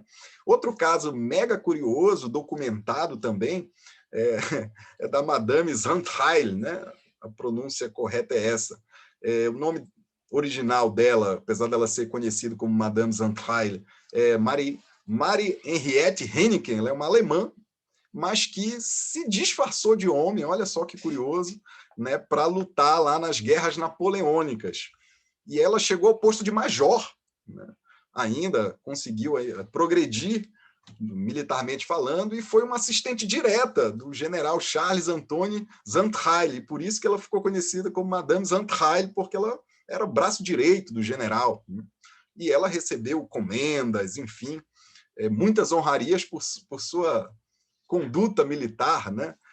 E o que foi curioso é que, depois do término das guerras, ela viajou para Paris em busca das lojas de adoção, para, como mulher, ser iniciada numa loja de adoção. Mas quando descobriram quem ela era, de fato, e o que ela fez, né, pela França, enfim, né, nas guerras napoleônicas, etc., fizeram questão de iniciá-la numa loja masculina, com todas as honras de um homem, né, ainda lá travestida como homem. Isso é muito curioso, né? E num dos livros lá do Beg Clavel, um historiador francês, ele cita isso e faz a transliteração de tudo como aconteceu. É bem curioso, né? Nós tivemos aí, de propósito, também mais um caso de uma mulher iniciada numa loja masculina, como forma de honrá-la. Meio que, você já atuou como homem aí grande parte da sua vida, lutou guerras, etc., então você vai ser recebida como homem aqui. Iniciaram ela na maçonaria. Portanto, além das origens, né, de maçonarias mistas e femininas, nós temos alguns casos curiosos de mulheres, e tem vários outros, né? Enfim, são inúmeros. Eu poderia citar aqui da Condessa de Helene, a Condessa Júlia Parcin, ver se eu me lembro aqui, Salomé Anderson, várias mulheres que nós temos na história relatos, registros de que foram iniciadas em lojas masculinas, mas o tempo não daria para a gente falar de todas elas, então apresentei algumas. Na atualidade, meus irmãos, como é que está a maçonaria feminina no mundo? Para começar a falar disso, eu vou trazer parte do texto que está no site da UGLI, a Grande Loja Unida da Inglaterra, já que, para a maioria dos maçons brasileiros, ela é a grande referência, né? A própria UGLI diz lá no seu site: mulheres maçons se reúnem em todo o país há mais de 100 anos. Existem 2 grandes lojas apenas para mulheres. Eles citam elas e tem até links, tá? A Ordem das Mulheres Maçons, HFAF, que eu até apresentei para vocês, que foi criada lá nos Estados Unidos, enfim, e a Maçonaria para Mulheres. Olha só o que a UGLI diz, meus irmãos. Ambos seguem exatamente as mesmas cerimônias e usam os mesmos trajes que os maçons homens.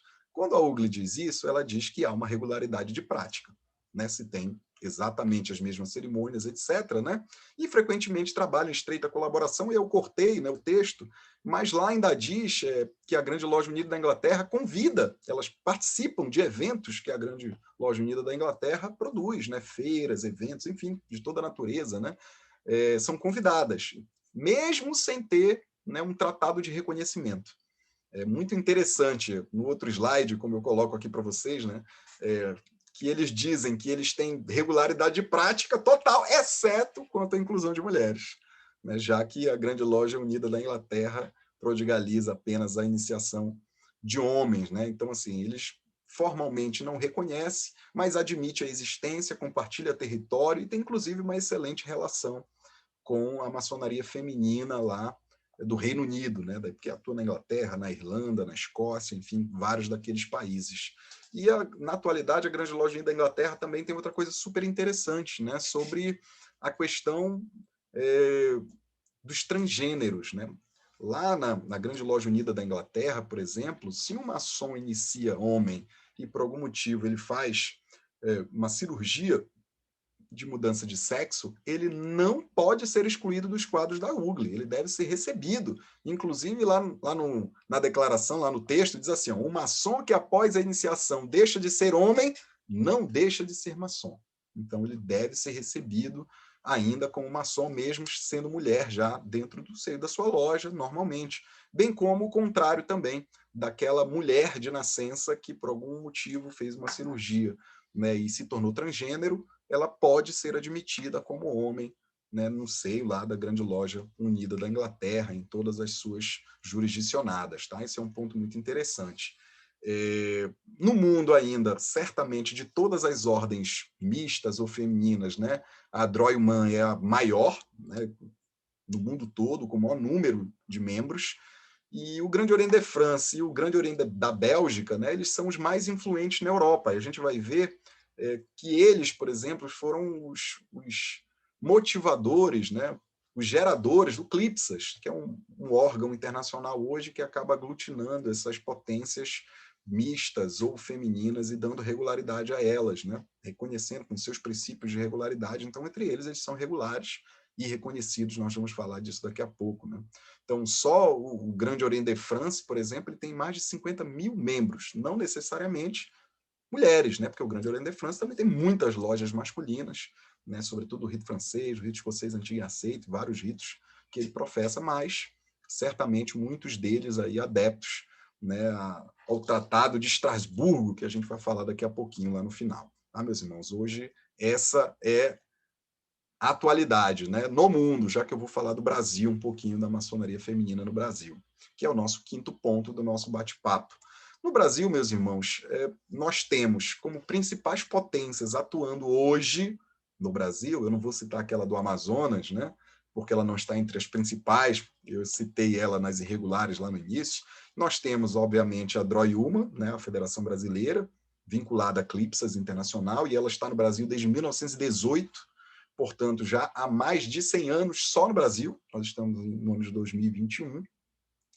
A Grande Loja Maçônica Mista do Brasil, que foi fundada em 1968, portanto, também já há mais de 50 anos atuando no Brasil de maneira ininterrupta. O Grande Oriente Feminino, que eu pesquisei muito, né, e não consegui a data de fundação, mas também não importa, porque o Grande Oriente Feminino hoje se transformou na Confederação da Maçonaria Feminina do Brasil, a COMAF, isso em 2011. Né? Então, no próprio site do Grande Oriente Feminino, do GOF, lá, maçonariafeminina.org e tal, eles já se referem como COMAF o tempo todo, falando da COMAF, dessa confederação feminina que já está aí há mais de 10 anos atuando no Brasil. Nós temos também o Grande Oriente Independente Feminino do Brasil, que foi fundado em 2013, esse mais recente. Recentemente até vi uma entrevista da sua grã-mestre no canal do YouTube de um irmão, né, que entrevista vários maçons, e é muito comum hoje esses canais no YouTube sobre maçonaria, e bem interessante o bate-papo, né? Eu achei legal uma resposta que ela deu assim, quando o irmão pergunta, mas o que a maçonaria feminina faz? E ela responde, a grã-mestre, faz o que a maçonaria faz, meu irmão. Não há um objetivo da maçonaria feminina, há um objetivo da maçonaria. Bem interessante, eu até aconselho os irmãos que quiserem assistir. Né? E a Grande Loja Feminina do Brasil, que é um pouco mais antiga, fundada em 2002, portanto já vai fazer 20 anos. Então essas são as principais potências com maior número de membros no Brasil. Algumas delas mistas, outras 100% femininas, tá, meus irmãos? Mas é importante dizer que, além dessas potências, ainda há diversas, incontáveis outras lojas espalhados aí pelos mais longínquos rincões do país, que não são vinculadas a nenhuma dessas potências, que por vezes são vinculadas, jurisdicionadas a potências internacionais, né, que lhes deram a sua carta patente, enfim, né, e todas elas, sem exceção, são vinculadas ao CLIPSAS. Né? Não sei se algum irmão nunca tem ouvido falar nesse termo, mas é importante porque é um órgão importante internacionalmente da maçonaria, né, que é o Centro de Ligação de Informação das Potências Maçônicas signatárias do Apelo de Estrasburgo, ou Tratado de Estrasburgo, como ficou conhecido. Né?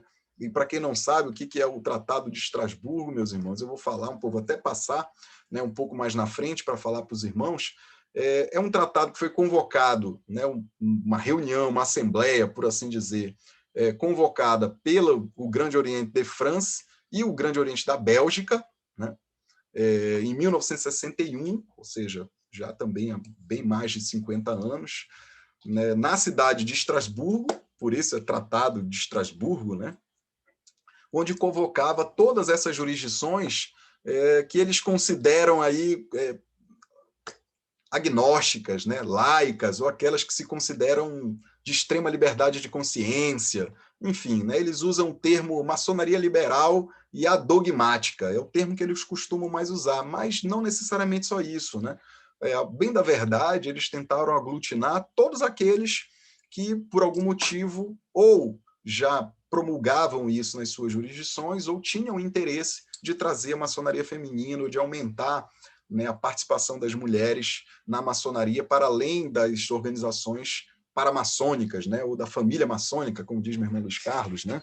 Ele até não gosta mais que utilizemos esse nome paramaçônica, mas organizações da família maçônica, que já existiam centenas, né, dezenas muito bem conceituadas e centenas de outras menos conhecidas, mas o Tratado de Estrasburgo ele não dizia respeito a essas instituições não maçônicas, mas sim da mulher dentro da maçonaria mesmo, né, na condição de iniciada como maçom. Então, esse Tratado de Estrasburgo ele criou a CLIPSAS, né, e a CLIPSAS acabou como órgão internacional consultivo, né, aglutinando todas essas potências, incentivando desde 1961 até hoje, tá, meus irmãos? Então, esse é o contexto dessa maçonaria feminina no Brasil. Mesmo essas lojas pulverizadas, não vinculadas a essas potências, elas são vinculadas a CLIPSAS, tá?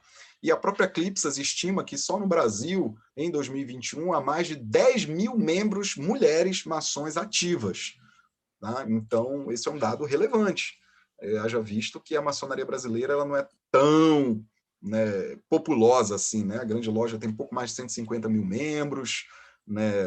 Aí o GOB, cerca de 70 mil membros, né? Eu até tinha esses dados mais precisos, não tenho de cabeça, mas tem nos artigos que eu recém publiquei, né? E a Comab, enfim, as três potências tidas como regulares juntas têm pouco mais de quase 250 mil membros no Brasil, né? E se a gente tem 10 mil membros só femininos, segundo a CLIPSAS, dessas outras instituições tidas como irregulares, é um número bastante expressivo, tá? Que eu acho oportuno trazer os irmãos para conhecer, tá? Bom, por fim, eu acho que eu já até passei um pouquinho dos meus 50 minutos. Além de agradecê-los, eu gostaria de, antes dos irmãos passarem qualquer tipo de julgamento, né, que tentem refletir, né? Alguém ligou o microfone aí, sem querer. É tempo de reflexão, né? Nós podemos concordar ou não com todo tipo de irregularidade maçônica, daquelas masculinas, femininas, mistas, né? Porque a irregularidade, como nós vimos, é relativa e não necessariamente ela diz respeito à maçonaria mista ou feminina. Tem muitas outras potências masculinas que são tidas como irregulares pelos mais diversos motivos, tá? Mas nós devemos refletir antes de julgar essas potências, porque nem todas são espúrias, né? Muitas delas fazem uma maçonaria talvez até melhor do que a que nós fazemos. Nós devemos refletir nisso antes de julgar, tá, meus irmãos? Essa é a reflexão que eu gostaria de pedir e finalizar. Lembrem-se que nós somos livres, mas não apenas de liberdade civil, mas liberdade de pensamento. Então, que cada um de nós possamos nos internalizar e, quem sabe, não esgotar esse assunto, né? Pesquisar ainda mais e trazer outros tipos de pontos de vista. Eu preferi não trazer nenhum. Minha única opinião é pela reflexão, no mais apenas uma curadoria de informações para vocês sobre irregularidades sobre a maçonaria feminina no mundo e no Brasil. Eu agradeço, meus irmãos, pela paciência, tolerância costumais em me ouvir e espero estar à disposição e conseguir, talvez, dirimir alguma dúvida dos irmãos, se assim eu souber. Muito obrigado e devolvo a palavra aí para o nosso irmão Lorival. Vou finalizar aqui o compartilhamento de tela.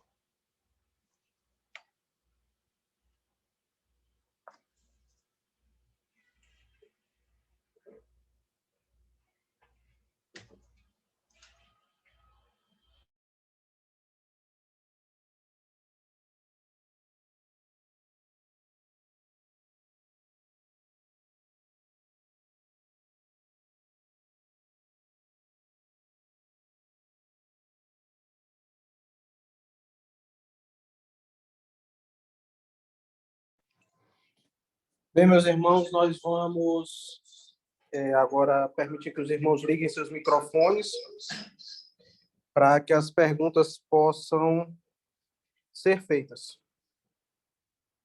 Um momento.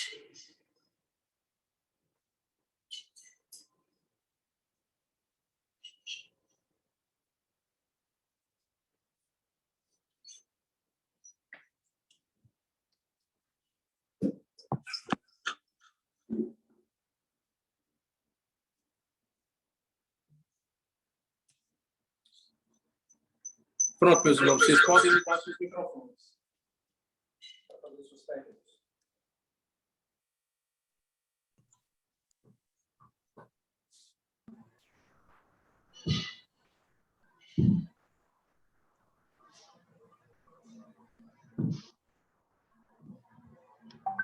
Alguma pergunta?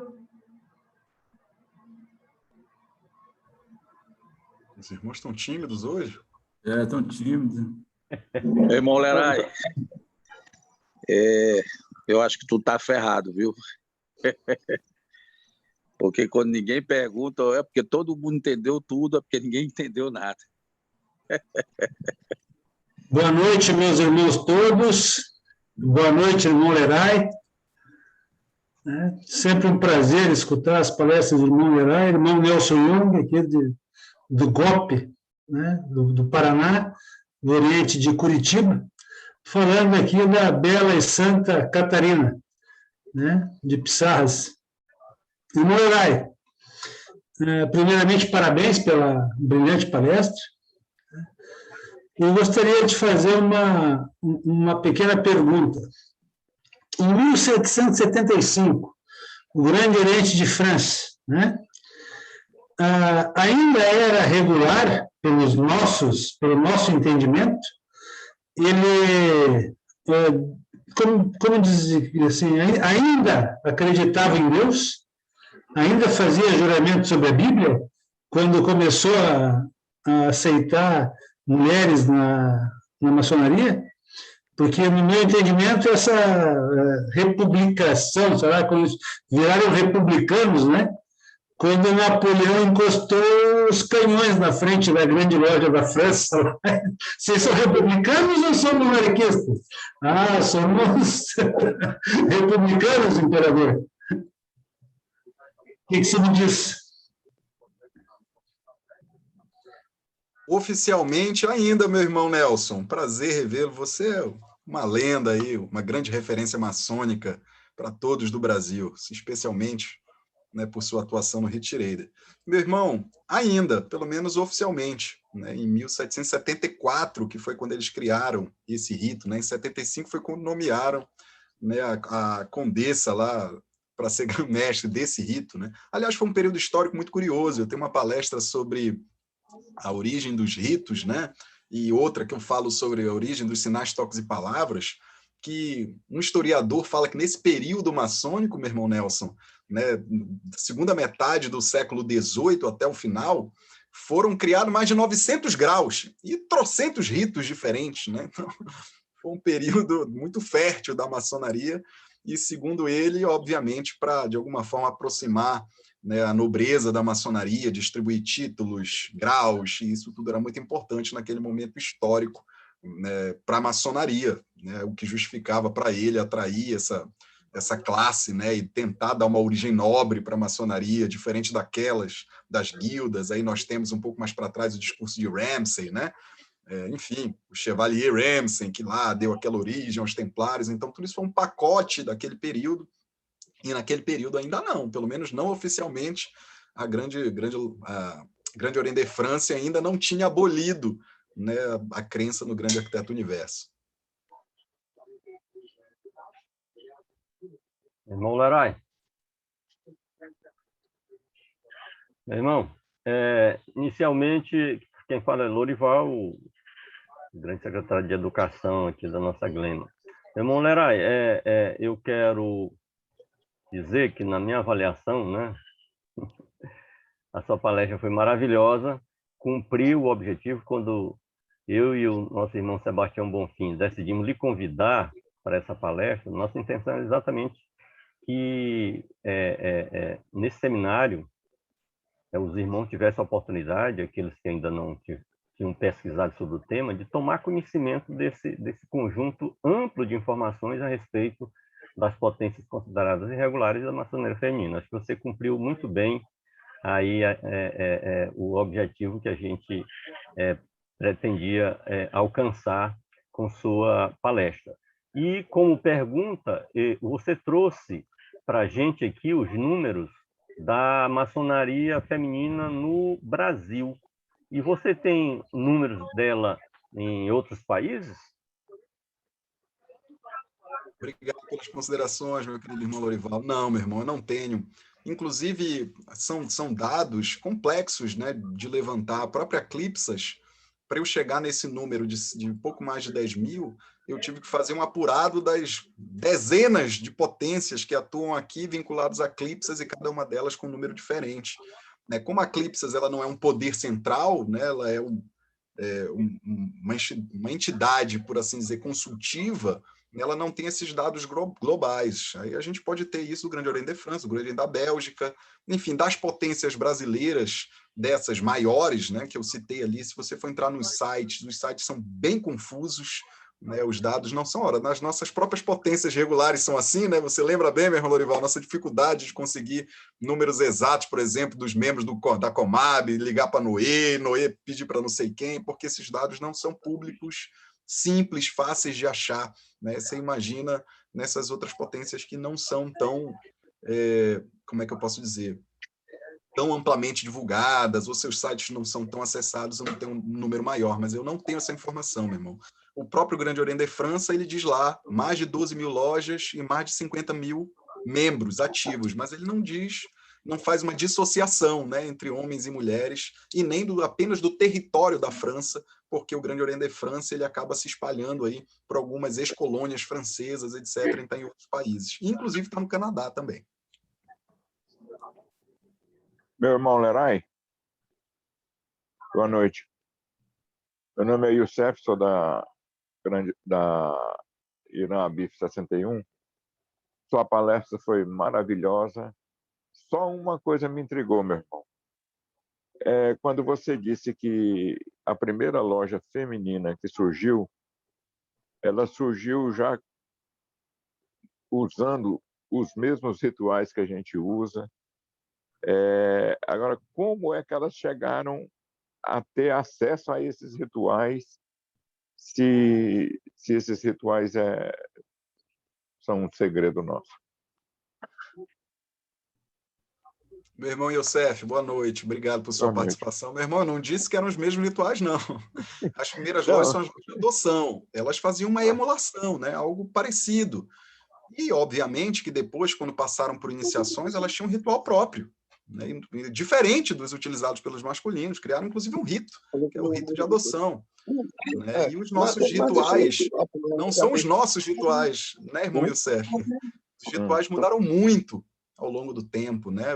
Os nossos próprios rituais aqui da Grande Loja não são os mesmos que eram 10 anos atrás, e por aí vai, né? Quem determina esse ritual é a potência. Esses rituais eles vão depender do rito, vão depender do tipo, né, de reunião, vão depender da temporalidade, de uma série de coisas. Mas mesmo lá, à época, as lojas de adoção não utilizavam os mesmos rituais, né, das lojas masculinas lá da Grande Loja de França. Aliás, meus irmãos, não é nem da Grande Loja, é o Grande Oriente de França, porque se a gente for ver a França hoje, a gente tem a Grande Loja da França, o Grande Oriente Nacional da França, né, e o Grande Oriente de França. São 3 potências que dividem território hoje. E como disse o irmão Nelson Jung aí, né, o Grande Oriente de França hoje ele é tido como irregular para todos, inclusive para a Grande Loja de França, para a Grande Loja da Inglaterra, enfim, por conta dessa sua ruptura, não pela maçonaria feminina, mas como disse nosso irmão Jung, quando aboliu, né, a obrigatoriedade da crença no grande arquiteto do universo, quando reformulou o rito adoniramita, transformando ele em rito moderno, enfim, então teve o rito francês, né, como é conhecido, e teve essa grande mudança. Mauro, bom dia, Obrigado, boa noite, tudo bom, meus irmãos? Mauro, é o seguinte, alô? Alô, tá escuta? Pode falar, meu irmão. Pode falar, meu irmão. Mauro, é o seguinte, já com essa aproximação das lojas femininas com a Inglaterra, existe a possibilidade das brasileiras também se aproximar das femininas? Meu querido irmão Carlos Alberto, não faço a menor ideia. É difícil lhe responder isso, né?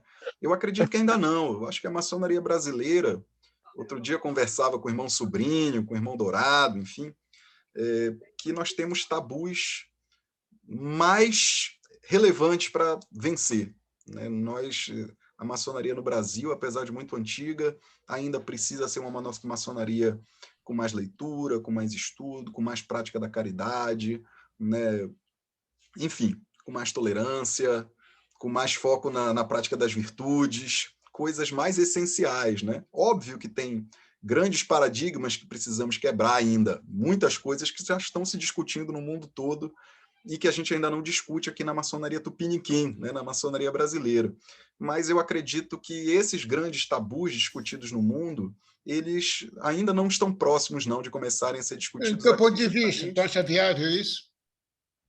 Não entendi, meu irmão. No teu ponto de vista, você acha viável essa aproximação? Eu acho que sim, dependendo do momento em que ambos estiverem maduros o suficiente, como se consideram lá na Grande Lodge da Inglaterra, eu acho viável uma aproximação. Lá, eles são próximos, eles não têm nenhum tratado de intervisitação ou mútuo reconhecimento, mas, né, eles admitem a existência da maçonaria feminina, respeitam a autoridade maçônica feminina lá na sua grã-mestre, etc. Deu um espaço no seu próprio site, né, para isso, com links, então, por que não? Eu só acho que não é a prioridade na maçonaria brasileira, né? Ainda é uma maçonaria que vive muitas cisões, né? Muitas disputas por poder, muita vaidade. Eu acredito que há coisas mais relevantes no momento. Enquanto a gente não vencer essas coisas mais triviais, dificilmente a gente vai conseguir vencer outros tabus, né, maiores, mais relevantes na maçonaria brasileira. Mas essa é só a minha humilde opinião, meu irmão Carlos.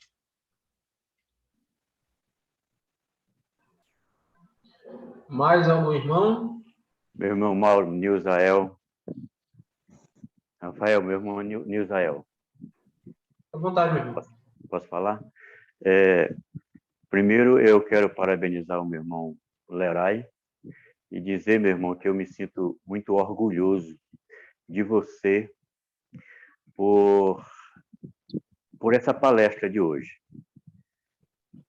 Você praticamente, eu acompanhei todo o teu desenvolvimento na maçonaria, lá na Divina Luz 39, e, meu irmão, você hoje me surpreendeu. E você me fez fazer uma viagem também. O meu pai, quando estava nativo, o nosso irmão Nazareno, em uma de suas viagens aqui na região de Itapecuru, Chapadinha, afirmou e conversou com uma senhora. Ela faleceu agora há pouco tempo, mas ele, inclusive, coletou documentos dessa senhora e ela tinha sido grã-mestra de uma loja feminina. Não sei de que estado do Brasil, mas ela veio morrer e falecer aqui em Itapecuru. E eu vou tentar ir atrás desses documentos, que eu acredito que esteja lá pelo Grande Oriente Estadual do Maranhão, o antigo Goan, que hoje Goema. E eu acredito que algum irmão lá deva ter esse material, meu irmão. Seria interessante para aumentar o seu trabalho aí, o seu estudo, o nosso, né? E, particularmente, como o meu irmão, no início da sua palestra, a apresentação disse que o tema é polêmico, realmente é muito polêmico, porque eu, desde quando eu iniciei na maçonaria, em 83, que eu ouço de vez em quando essa discussão vir à tona, e não se chega a denominador nenhum, né? Então, parabéns, eu me sinto, mais uma vez, muito orgulhoso do meu irmão. Obrigado. Obrigado, meu grande mestre Nilzael, um dos responsáveis por me ensinar o pouquinho que eu sei. Aí, Nilzael, Nicolau, Lorival, muitos dos mestres instalados, meus professores lá da Divina Luz, número 39, minha loja mãe. Boa noite, meu irmão Lerai. Está na escuta aí? Perfeitamente, meu irmão Noilton. Pode falar. Meu irmão Lerai, primeiramente, parabenizar pela belíssima palestra. E você falou que a grande loja da Inglaterra já pode, assim, os transgênicos, né? Já podem, por exemplo, se for por opção, ele sendo um homem pode se transformar em mulher e continuar na loja. E isso vice-versa, se for mulher, se transformar em homem. Eu gostaria de saber se aqui no Brasil já existe essa prática em algumas lojas? Meu irmão Noilton, muito boa noite, obrigado por sua participação. E a resposta é: não faço a menor ideia, meu irmão. Eu acredito até que não. Né? Eu disse antes, no Brasil, nós estamos ainda muito distantes desse tipo de debate. Né? Outro dia eu brinquei com o meu venerável lá da minha 5, meu irmão Dourado, a gente tomando uma pólvora amarela. Meu irmão, meu sonho é iniciar um homossexual na maçonaria, que eu vou quebrar esse paradigma. Aí ele brincou: não, meu irmão, pelo amor de Deus, em outra loja aqui não. Então, assim, não tem nada que diga que não pode, só precisa ser livre de bons costumes. Eu até brinquei com ele: meu irmão, mas eu conheço homossexual que é mais homem que muito homem que tem por aí, meu irmão. E tal, e brincando, né? Então, assim, há temas, mano, que são deveras polêmicos, assim, que a gente está longe ainda de começar a discutir abertamente. Se há algum caso de alguma potência que documentou isso, né, autorizando ou de alguma forma determinando que essa pessoa não fosse excluída de seus quadros por ter feito uma cirurgia de mudança de sexo, eu de fato desconheço. Até pesquisei, tentei achar bastante aí, né, na internet, mas não achei nada parecido. Se tiver, se algum irmão aqui presente souber, eu vou ficar feliz até se me indicar o link, se me passar, porque eu de fato não sei, meu irmão Noilton. Irmão Adail, tá na vez aí. Pode falar, meu irmão Adail. Boa noite, meu irmão Lerai. Boa noite, meus irmãos da sala.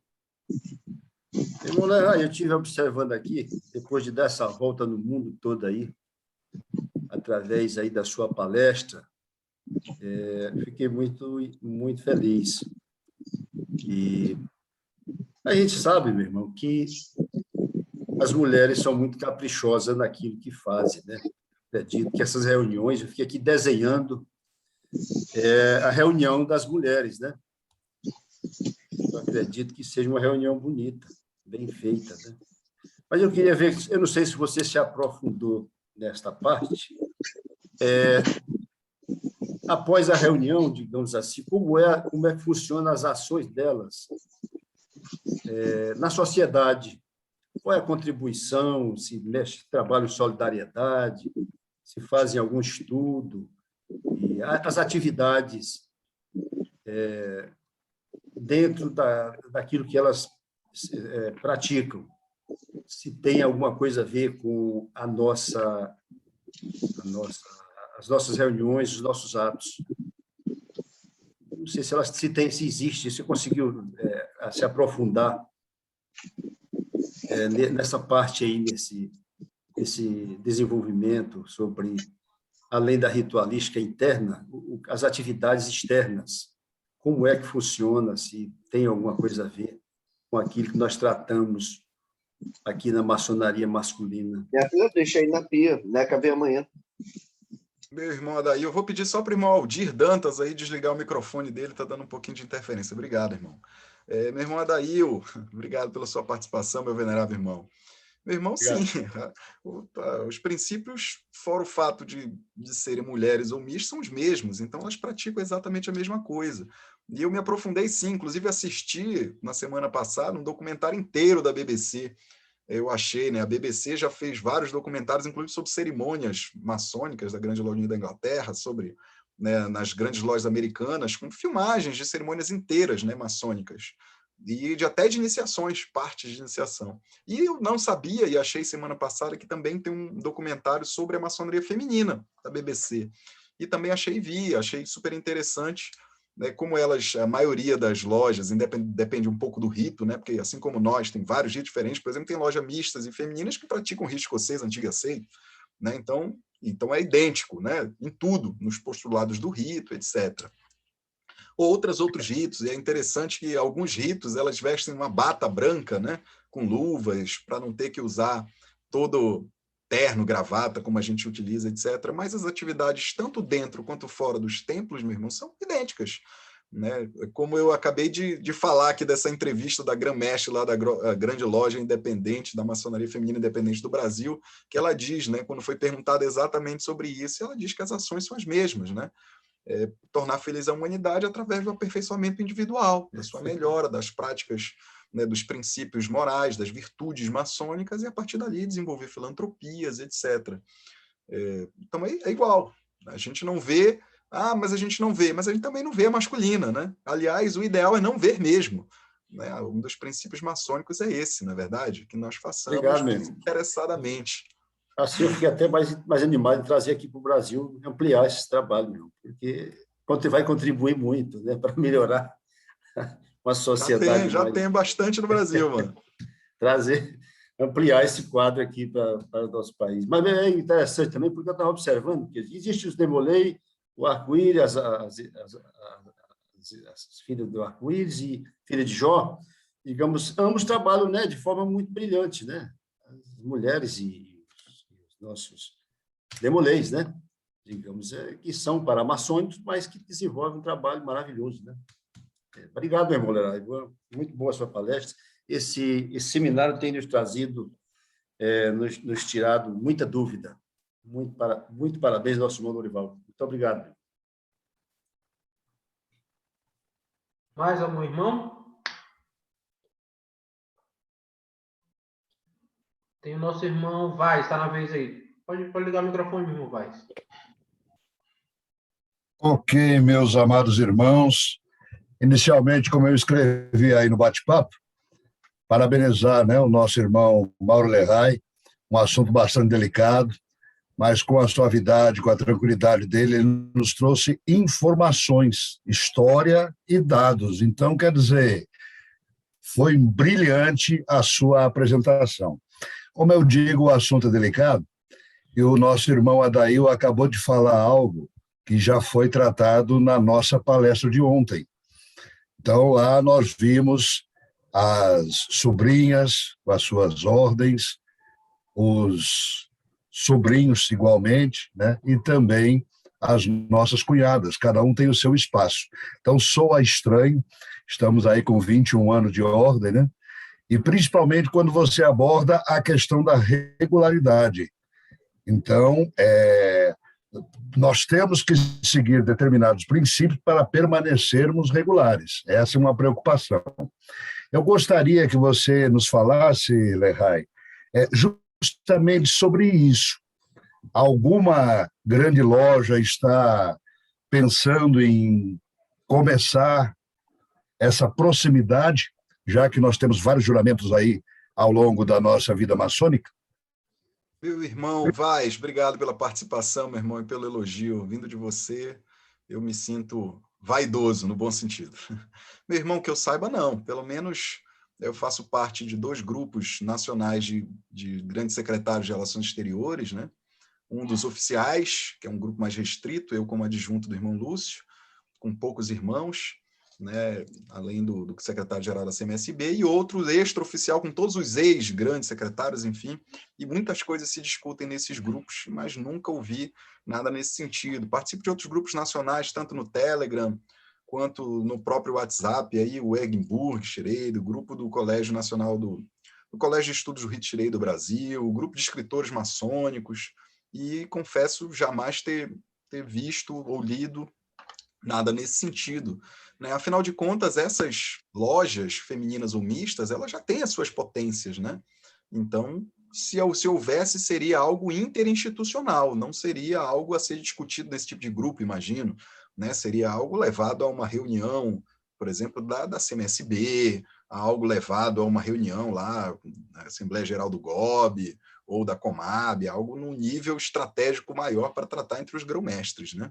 Eu, por ser muito pequenininho ainda, meu irmão, confesso nunca ter visto nenhum debate a esse respeito, e como disse ainda há pouco na outra pergunta, eu vejo ainda um pouco distante, né, esse tipo de discussão, por achar que nós temos outras coisas para vencer primeiro, né, nem fazendo julgamento à maçonaria feminina, ser certo ou errado, já que eu acabei de apresentar aqui que a regularidade é relativa, né, e como você disse, nós temos que respeitar a nossa, né, o que nós progadilizamos.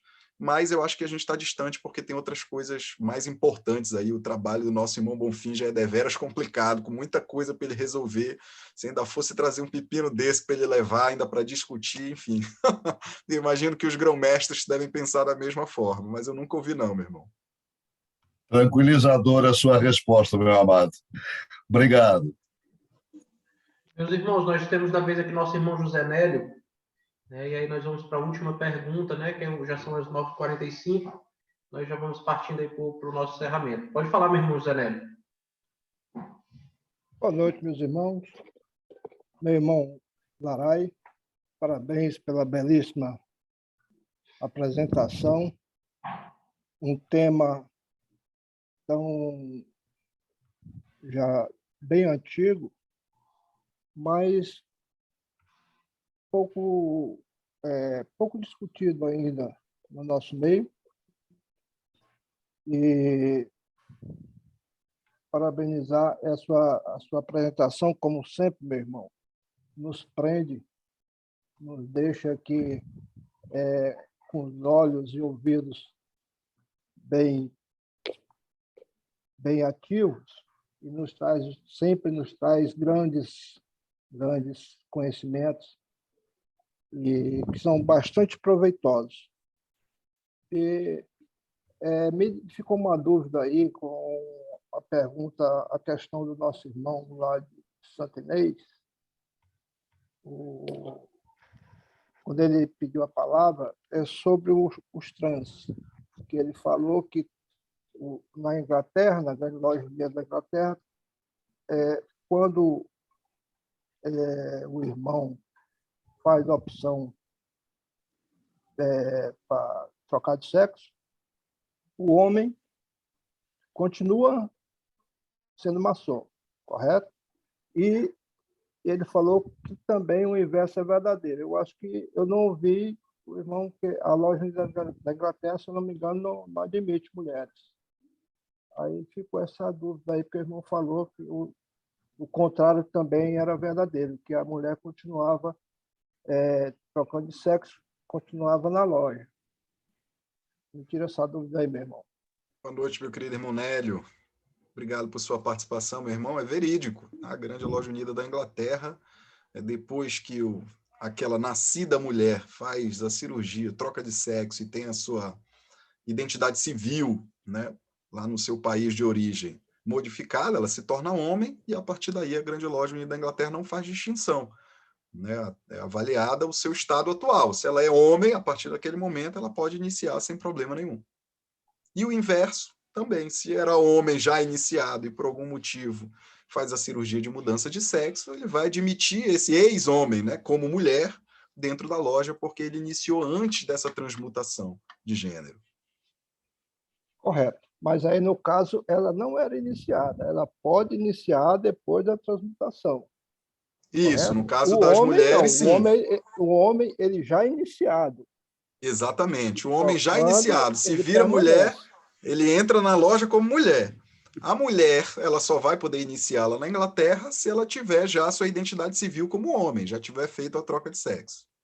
Correto, correto. Já o homem, já iniciado, o irmão já iniciado, né? Já irmão, quer dizer, ele trocando de sexo, ele permanece na loja. Exatamente. Vira irmã, mas está lá, está junto. Vira irmã. Obrigado, meu irmão, pelo esclarecimento. Nélio, larga isso de mão, Nélio. Meus irmãos, eu vou Deixa quieto. pedir para os irmãos fecharem seus microfones e a palavra agora está com o nosso sereníssimo grão-mestre para fazer suas considerações. Meus irmãos, mais uma vez, boa noite, meu queridíssimo irmão Mauro Larai, nosso venerável da nossa loja de pesquisa aqui da Grande Loja do Estado do Maranhão. Quero hoje expressar meu profundo agradecimento pela sua palestra, pela forma como você conduziu, como você abordou esse tema, meu irmão. E elevou muito o nível do nosso segundo seminário. Abrilhantou de uma forma espetacular, com a manifestação da maioria dos irmãos que participaram dessa gratificante palestra, deste evento. Em nome da Grima, meu irmão Larai, eu quero dar meus protestos de elevada estima e apreço, esperando ter a alegria de receber você em outros seminários, que eu acho que esse é o nosso segundo, e com a graça de Deus, do Senhor, vamos ter o terceiro, o quarto, o quinto, e sempre dando um degrauzinho na escada de Jacó. Você, como sempre, com sua inteligência que lhe é peculiar, tem, de uma forma brilhante, abordou o seu tema, e a gente só tem que lhe agradecer por isso. Não é, entendeu? E você, além disso, queria também parabenizar pelo relevante serviço, pelo trabalho que você está a fazer na loja na nossa loja de pesquisa, né? E como eu disse no início na abertura do nosso seminário, às vezes quando a gente trabalha com amor, né? Uma frase do nosso queridíssimo irmão Adair, quando se trabalha muito com amor, esse trabalho vira diversão. Então você está se divertindo muito bem, meu irmão. Parabéns e obrigado. Que Deus continue a te proteger e que você continue a nos brindarmos com palestra igual a essa. Abraço, querido. Meu irmão Rafael, eu vou você para que possa fazer aí o meu irmão Loival, dar sequência à pesquisa para finalizar o nosso trabalho. Eu vou só fazer a leitura do certificado, chefe, só para... Sim, é certificado do nosso... Isso, Rafael, esqueci, desculpa. Do nosso queridíssimo irmão Leray. Bem, meu irmão Leray, segue seu certificado, vou fazer a leitura, como de praxe. Certificado. A muito respeitável Grande Loja Maçônica do Estado do Maranhão, Glema, certifica que o irmão Mauro Leray Costa ministrou a palestra Potências Maçônicas Irregulares e Maçonaria Feminina no Mundo, no dia 20 de outubro de 2021, no segundo Seminário de Educação Maçônica da Glema, pela plataforma Zoom. Oriente de São Luís, Maranhão, 20 de outubro de 2021. Assina o irmão Lorival, grande secretário de Educação, Cultura, Esporte e Lazer, e o nosso sereníssimo grão-mestre, irmão Sebastião Joaquim Lima Bonfim. É isso. E aí, meu irmão Lorival, a palavra está com você. Pois é. Boa noite, meus irmãos. Eu quero agradecer muito a participação de todos vocês, né, no terceiro dia do nosso seminário. Eu acho que o nosso seminário está realmente cumprindo o seu objetivo, que é trazer conhecimentos para todos nós, né? E eu acredito que seja a avaliação de cada um de vocês aí, né? Agora vamos agradecer o nosso irmão Mauro Leray mais uma vez, né, pela maravilhosa palestra. E agora nós vamos aos sorteios. Os sorteios dos brindes são o seguinte: o primeiro é um livro, né? O livro completo dos maçons. Vamos fazer esse sorteio. Depois vai ser um chaveiro lindíssimo aqui, metálico. Olha aí que coisa linda. Tá bom? E o terceiro é adesivo para carro metálico também. Tá bom? Então vamos lá, meu irmão, ao sorteio. Perfeito, meu irmão. Estamos só abrindo aqui a plataforma. Está um pouquinho lento, mas está abrindo. Na hora que está carregando aqui, a gente vai compartilhar. Meu irmão Mauro Leray, só enquanto carrega a plataforma, aí lá o nosso sistema aí para fazer o sorteio, lhe informar que o seu certificado já está aí no seu WhatsApp, ok?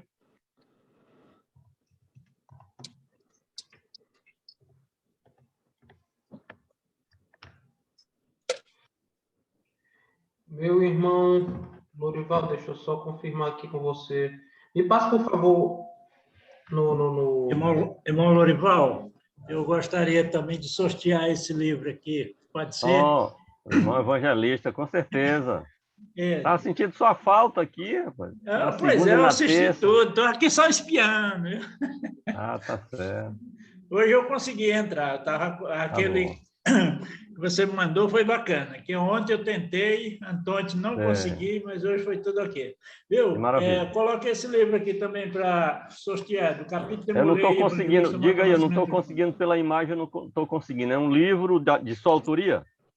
Da minha autoria, sim. Tá, então eu vou colocar livro do irmão evangelista. Meu irmão Rafael, coloquei como o quarto prêmio, um livro do irmão evangelista lá de Açailândia. Irmão Lorival, me permita, como eu havia prometido ontem no make-off, já no finalzinho da palestra, de ofertar uma garrafa Thermal Squeeze personalizada com o irmão que ganhar. O nome da loja dele, deixa eu ver se eu consigo colocar aqui, acho que não, se compartilhar a tela eu até coloco depois. Então é uma garrafa...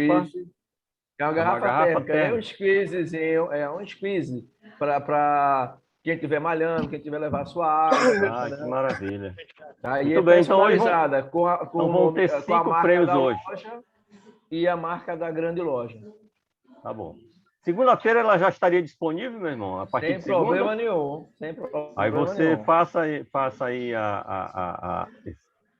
prepare aí o brinde, leve lá e entregue para o nosso irmão Miguel, que eu vou deixar lá a planilha com ele, entendeu? Para Ok. ele fazer a entrega. Tá bem. Tudo bem, Rafael? Um ponto aqui, podemos fazer o sorteio? Na hora, vamos lá. Pronto, vamos lá.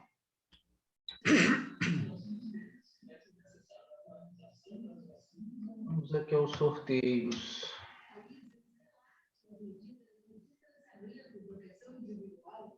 Primeiro brinde, qual é, meu irmão Lorival? É o livro completo dos maçons. Livro completo dos maçons, esse aqui, tá? Livro completo dos maçons. Vamos lá sortear aqui. Eu coloquei no seu WhatsApp. Você pode até só copiar e colar aí. Perfeito. Miguel Moreira da Silva Júnior. Está na sala? Irmão? Miguel Moreira da Silva Júnior. Tem que se manifestar rápido. Parece que não tá. Vamos para frente. Isso, para frente. Outro. Aqui. Adalberto Alves Jardim, está na sala? Adalberto Alves Jardim, parece que também não. Vamos lá. Emílio Carneiro Martins. Irmão Emílio, está aí na sala?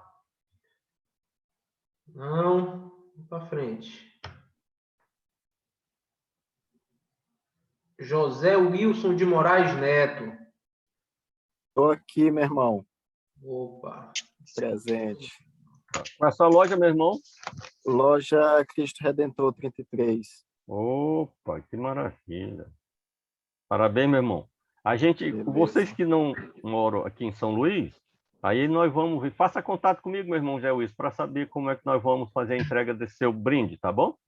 Tranquilo, tranquilo. Me tira da tela aí, mano. Certo. Então, ok, o primeiro, o livro. Agora nós